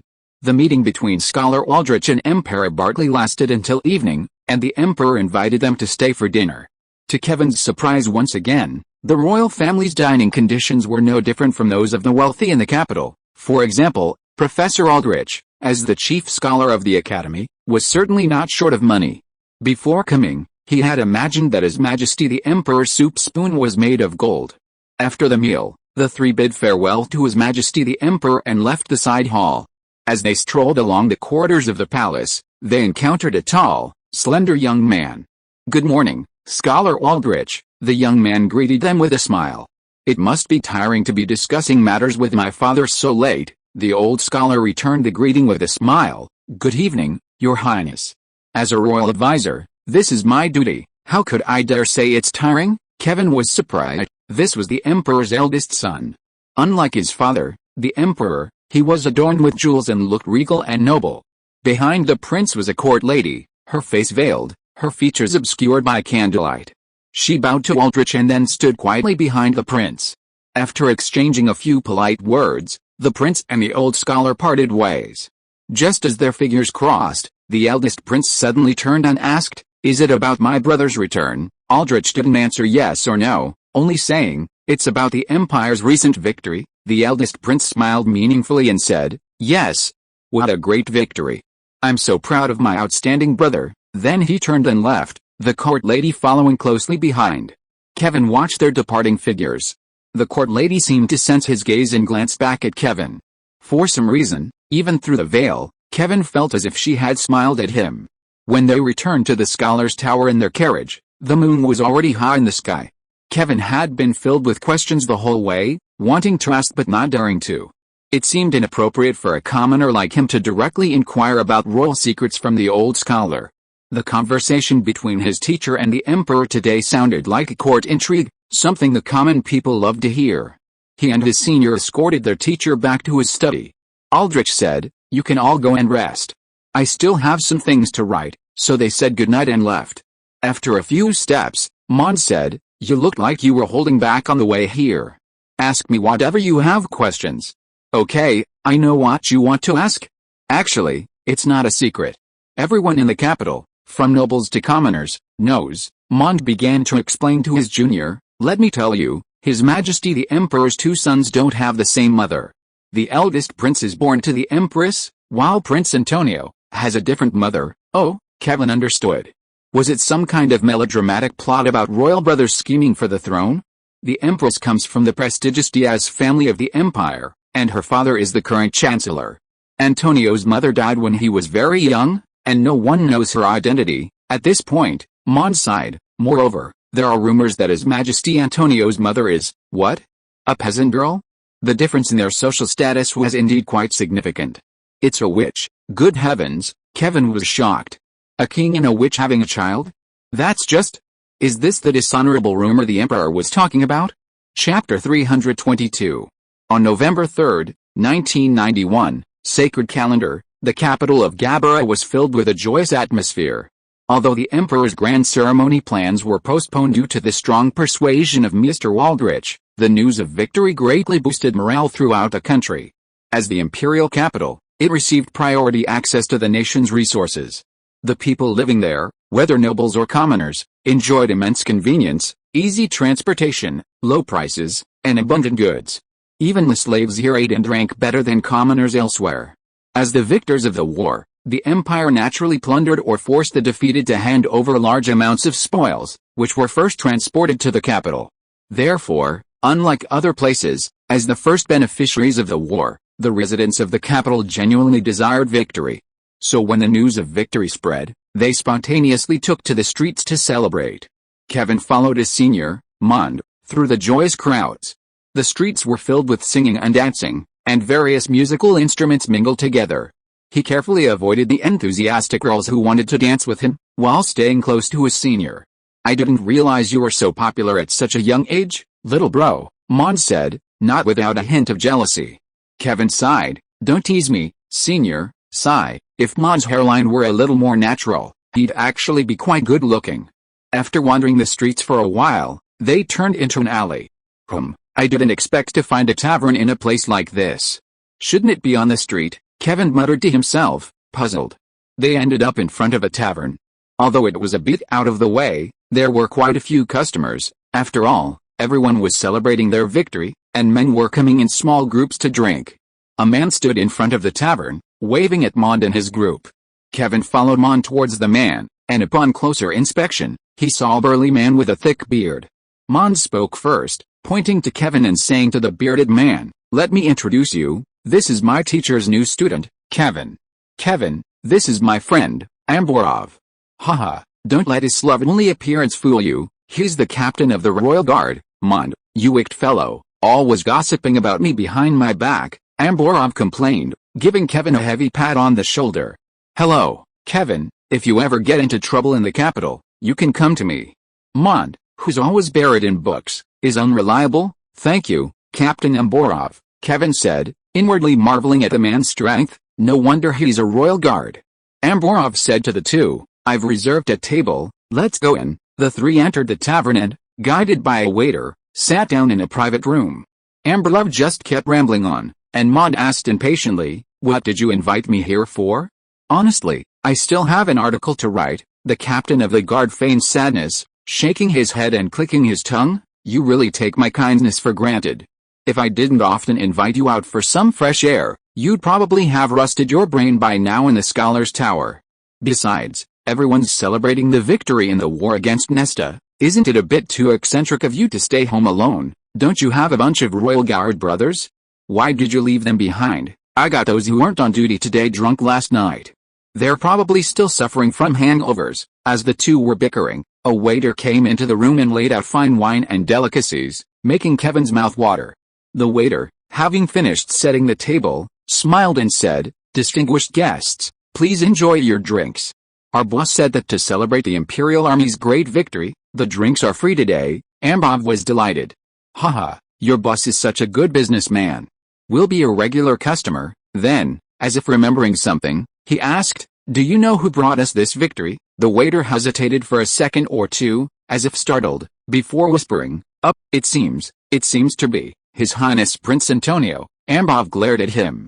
"Why are you so hesitant?" The waiter smiled wryly. Hell, it's nothing." Amborov sneered. "You're bothered by the fact that he was born of a witch, aren't you?" The waiter jumped in fright. "You said it yourself." "I didn't." "Please be careful what you say, sir. Discussing His Highness's birth is punishable by His Majesty the Emperor." Amborov waved his hand. "All right, let's not talk about Prince Antonio's background. I'll just ask you, do you think wizards and witches are inherently sinful?" The waiter scratched his head and said awkwardly, "To be honest, they're frequent characters in all sorts of horror stories. As someone who grew up listening to these kinds of stories, it's impossible to say I'm completely without reservations. But to say they're inherently sinful isn't quite right either. We're not like those ignorant country folk who take stories from who knows where as fact, and besides, I've never actually met these legendary figures in real life." The waiter put his hand to his mouth and whispered, "I heard from guests who've been to Horn Bay that the church there is conducting a witch hunt and has burned many people alive." This time it was Mond's turn to speak. "Oh? What do you think of the Horn Bay Church's witch hunt? Do you approve or disapprove?" The waiter was startled, realizing he had said too much. This is none of my business. Please enjoy your meal, gentlemen. If you need anything, just call me. I'll take my leave now." He bowed and quickly left the room. Amborov and Mond exchanged a smile, then invited Kevin to chat and eat and drink. After the three had finished eating, Mond said to his junior, "Kevin, could you keep watch outside? Amborov and I have some things to discuss, and it wouldn't be good if someone overheard." "Yes, senior, okay, knock if anyone approaches." After Kevin went out, Amborov asked, "Is your junior reliable?" Mond grinned, "Don't worry, although he hasn't been in the capital for very long, we've known each other for 10 years. He's a country bumpkin, still a blank slate.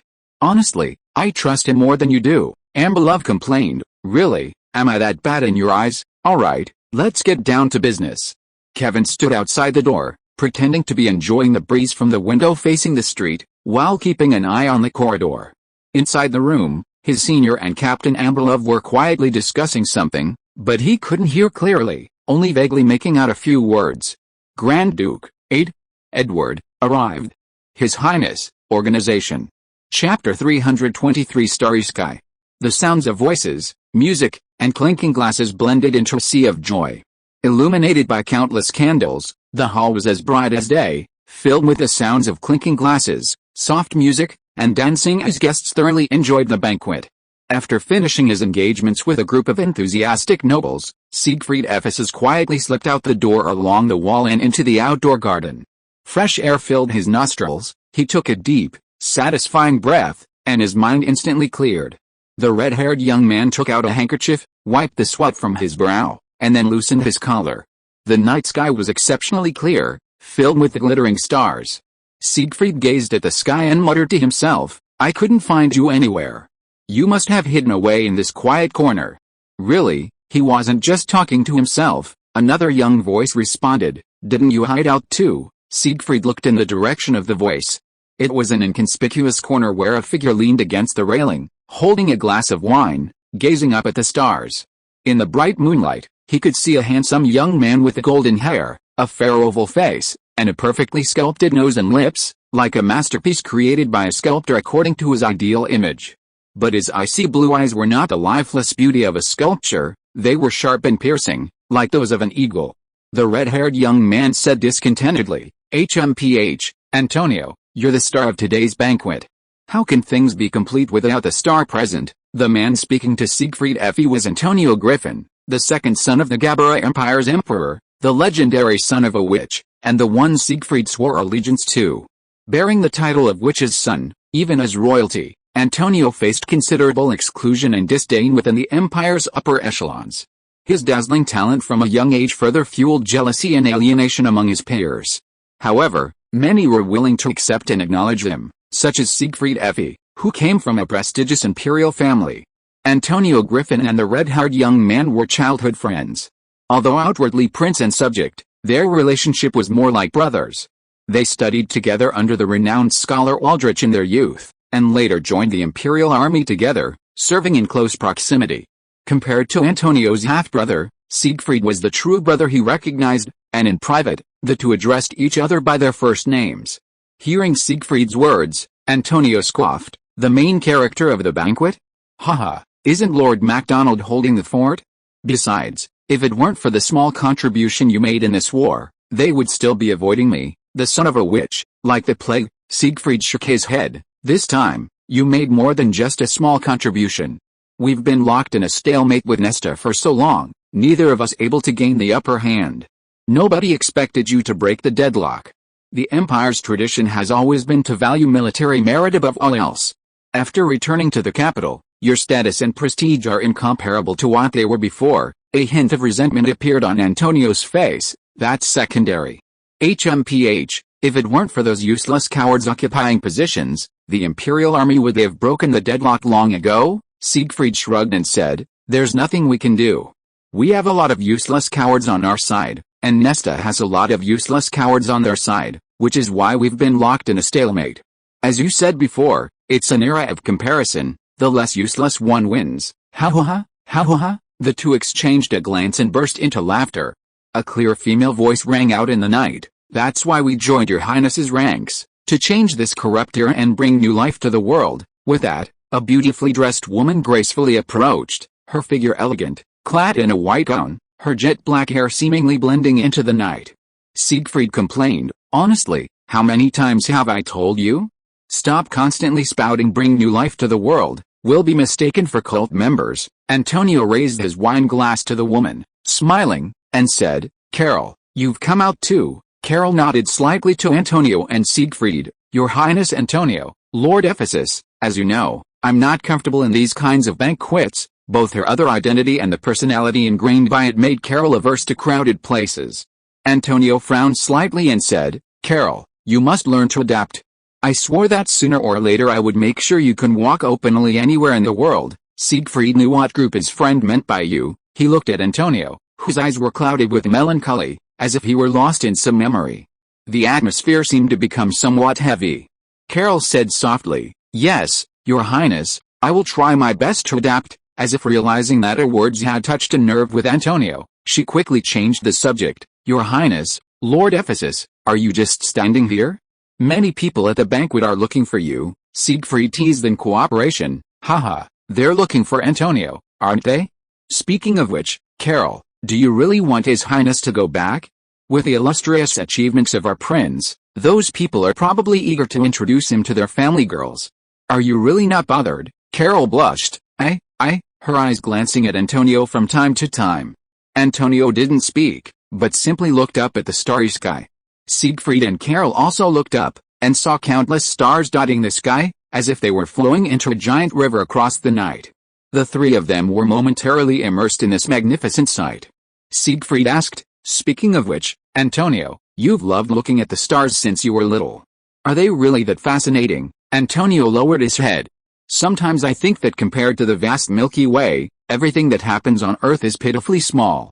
If the stars had life, they probably see us like we see ants." "Really? Thinking about these kinds of questions too much can lead to some kind of cognitive impairment. Have you ever thought about what those celestial bodies in the sky actually are? What are stars? Aren't stars just stars, but why do they emit light? Are they constantly burning? You know that objects appear larger when closer and smaller when farther away. So how far away are those celestial bodies from us? How big are they?" Hearing the prince's questions, Siegfried sighed and said, "I only know that they exist in a realm beyond the reach of us mortals. Perhaps your questions will remain eternal mysteries." Antonio's eyes reflected the starry sky. "If the stars are far enough away from us, and we can still see them, it means they are actually very large. What are they like? Could there really be people living on them?" Siegfried was speechless. "Antonio, you don't actually believe myths, do you?" Even Carol, standing beside him, looked on with curiosity, never expecting that the prince she had always admired would have such a childlike side. Of course, she found it quite adorable. "Perhaps," Antonio said, "if people really lie there, I'd love to meet those aliens." Chapter 324. On November 6, 1991, Sacred Calendar, the entire capital of Gabella was brightly decorated, especially the road leading from the city's east gate to the central square, which was extravagantly decorated with fluttering flags and the sounds of musicians playing instruments. The streets were packed with residents, a cacophony of noise and chatter, everyone glancing towards the east gate. Long queues stretched not only inside the city walls but also along the main roads outside. Today, everyone gathered in the streets to welcome the returning soldiers. Imperial tradition placed great importance on military achievements, and the people were generous with their enthusiasm for the victorious army.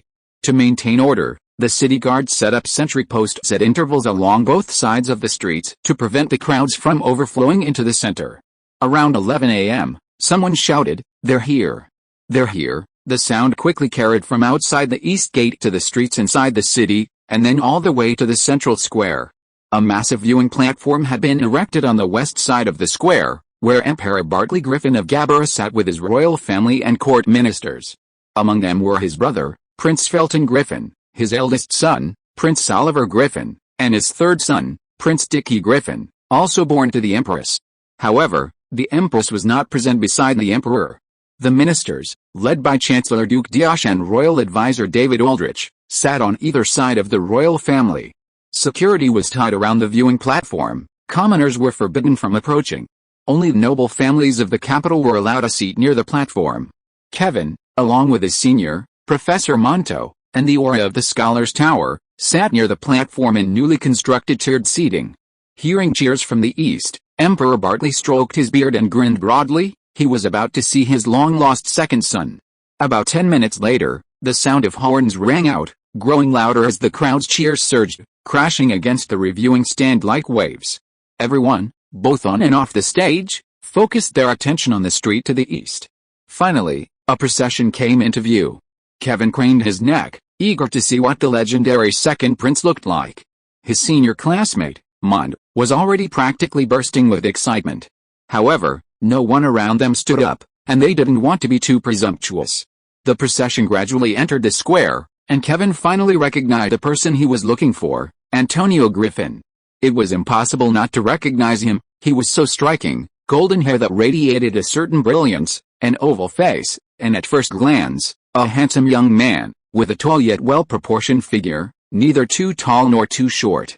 Because of the distance, he couldn't see his eyes clearly, but Kevin was already certain they were the proud, sharp eyes of an eagle. The creator wouldn't leave a flaw in his most prized creation.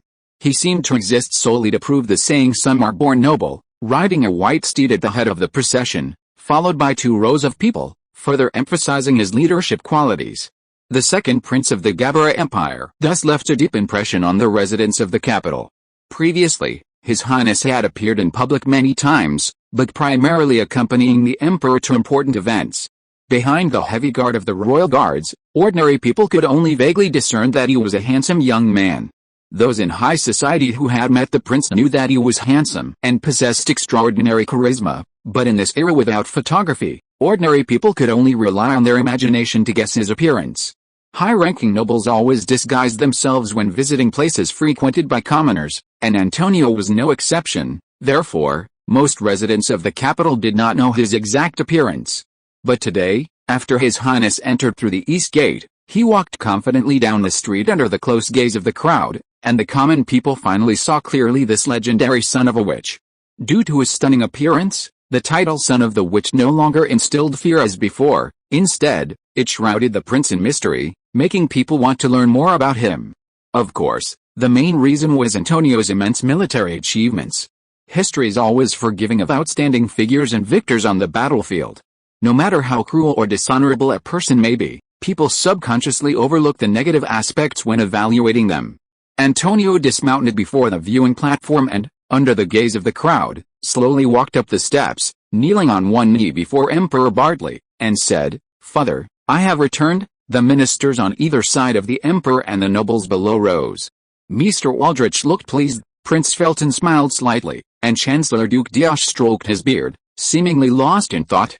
The eldest prince, Oliver, also smiled, though a closer look revealed his stiffness. The third prince, Dicky, looked adoring, seemingly harboring no negative feelings towards his half-brother.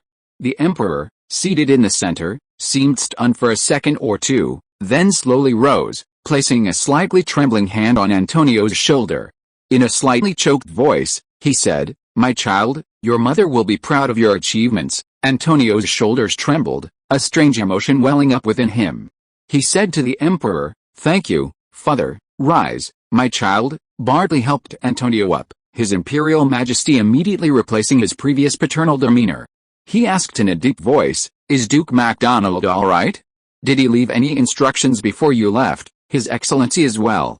He will lead the remaining troops back after reaching an agreement with Anesta."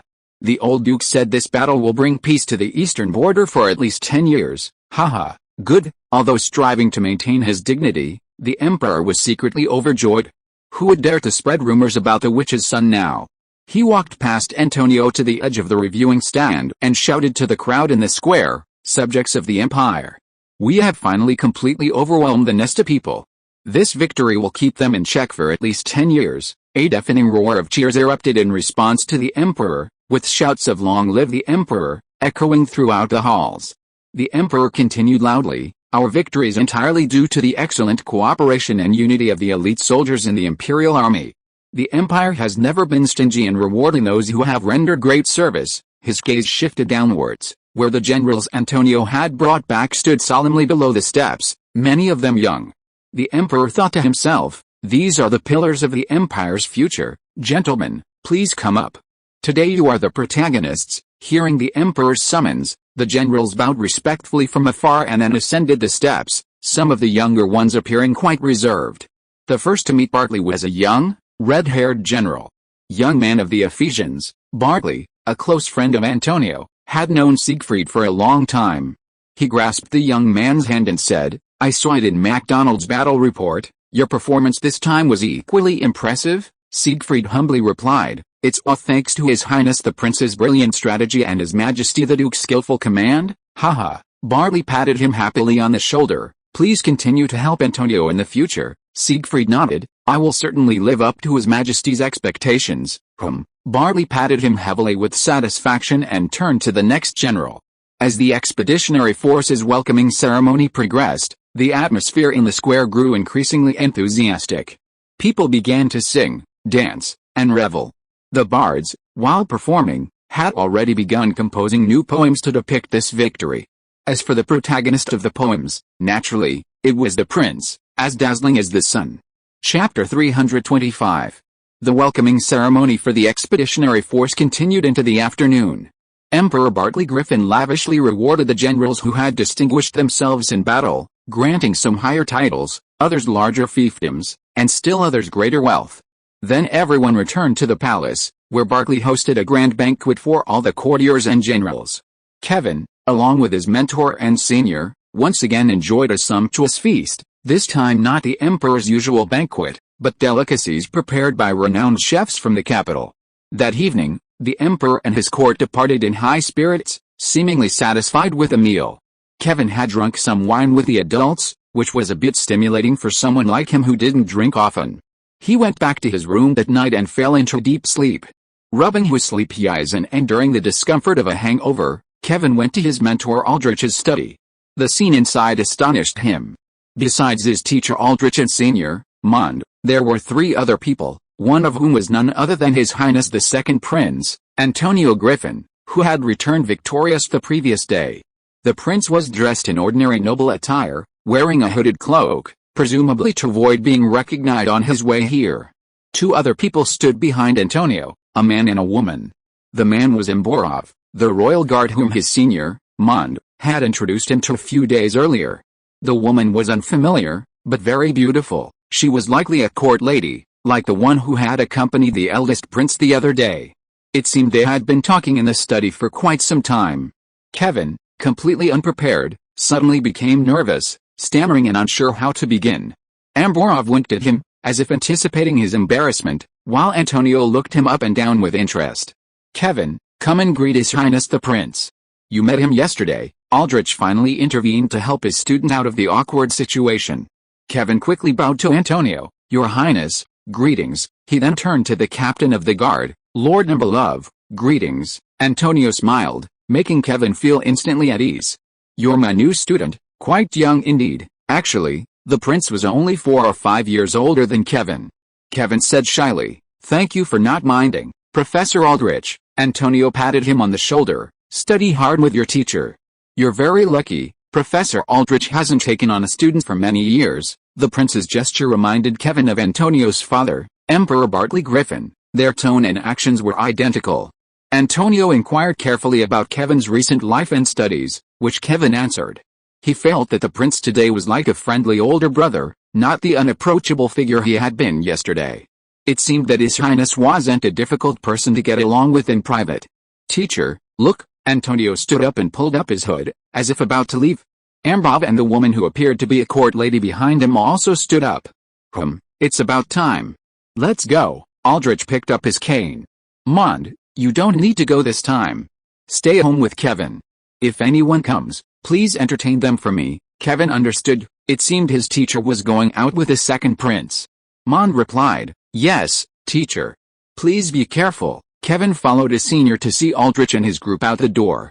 Then heard Mond mutter to himself, "It seems my teacher isn't optimistic about the current situation either." A few minutes later, a carriage left the Scholars' Tower area, carrying Antonio and the other 3.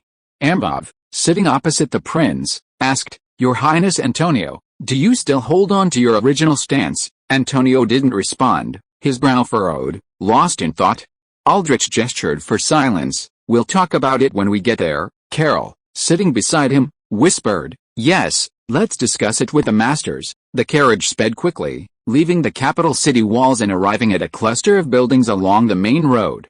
This cluster was also surrounded by a high wall, with soldiers patrolling and on guard. Besides the city guard stationed within the capital, the Gabella royal family also maintained a standing military force of no less than 50,000 men. This was their base in the capital region, the northern camp. As the carriage approached the camp entrance, the driver showed his token, and the guards immediately let them through. They recognized it as the second Prince Antonio's carriage. Given his military position, his access here was perfectly acceptable. Arriving at a building in the center of the camp, the 4 alighted. The young, red-haired general, Siegfried Ephesus, was already waiting for them. While there were already many sentries inside the camp, this place was even more heavily guarded. Your Highness Antonio, Lord Aldrich, everyone has arrived, Siegfried said, bowing to the prince. Antonio nodded. Let's go in. He strode into the building, the others following closely behind. They entered a spacious meeting room containing a large round table around which 9 people were already seated. All were dressed in black robes and rose to greet the prince and his entourage upon their arrival. Antonio surveyed the group. Only 9 of the 10 have arrived. Master Barnett still hasn't returned, an elder among the 9 replied. Your Highness, please forgive me, Barnett went to the Northwest Bay and hasn't returned yet. Antonio took the head seat, with Aldrich, Siegfried, and Amberlove on either side of him, while Carol stood behind him. The prince continued, I remember he went to the Northwest Bay last year. The old man replied, yes, he returned once during your Highness's campaign, but left again a few days later. What? Did the original plan not go smoothly? The old man said, it seems so.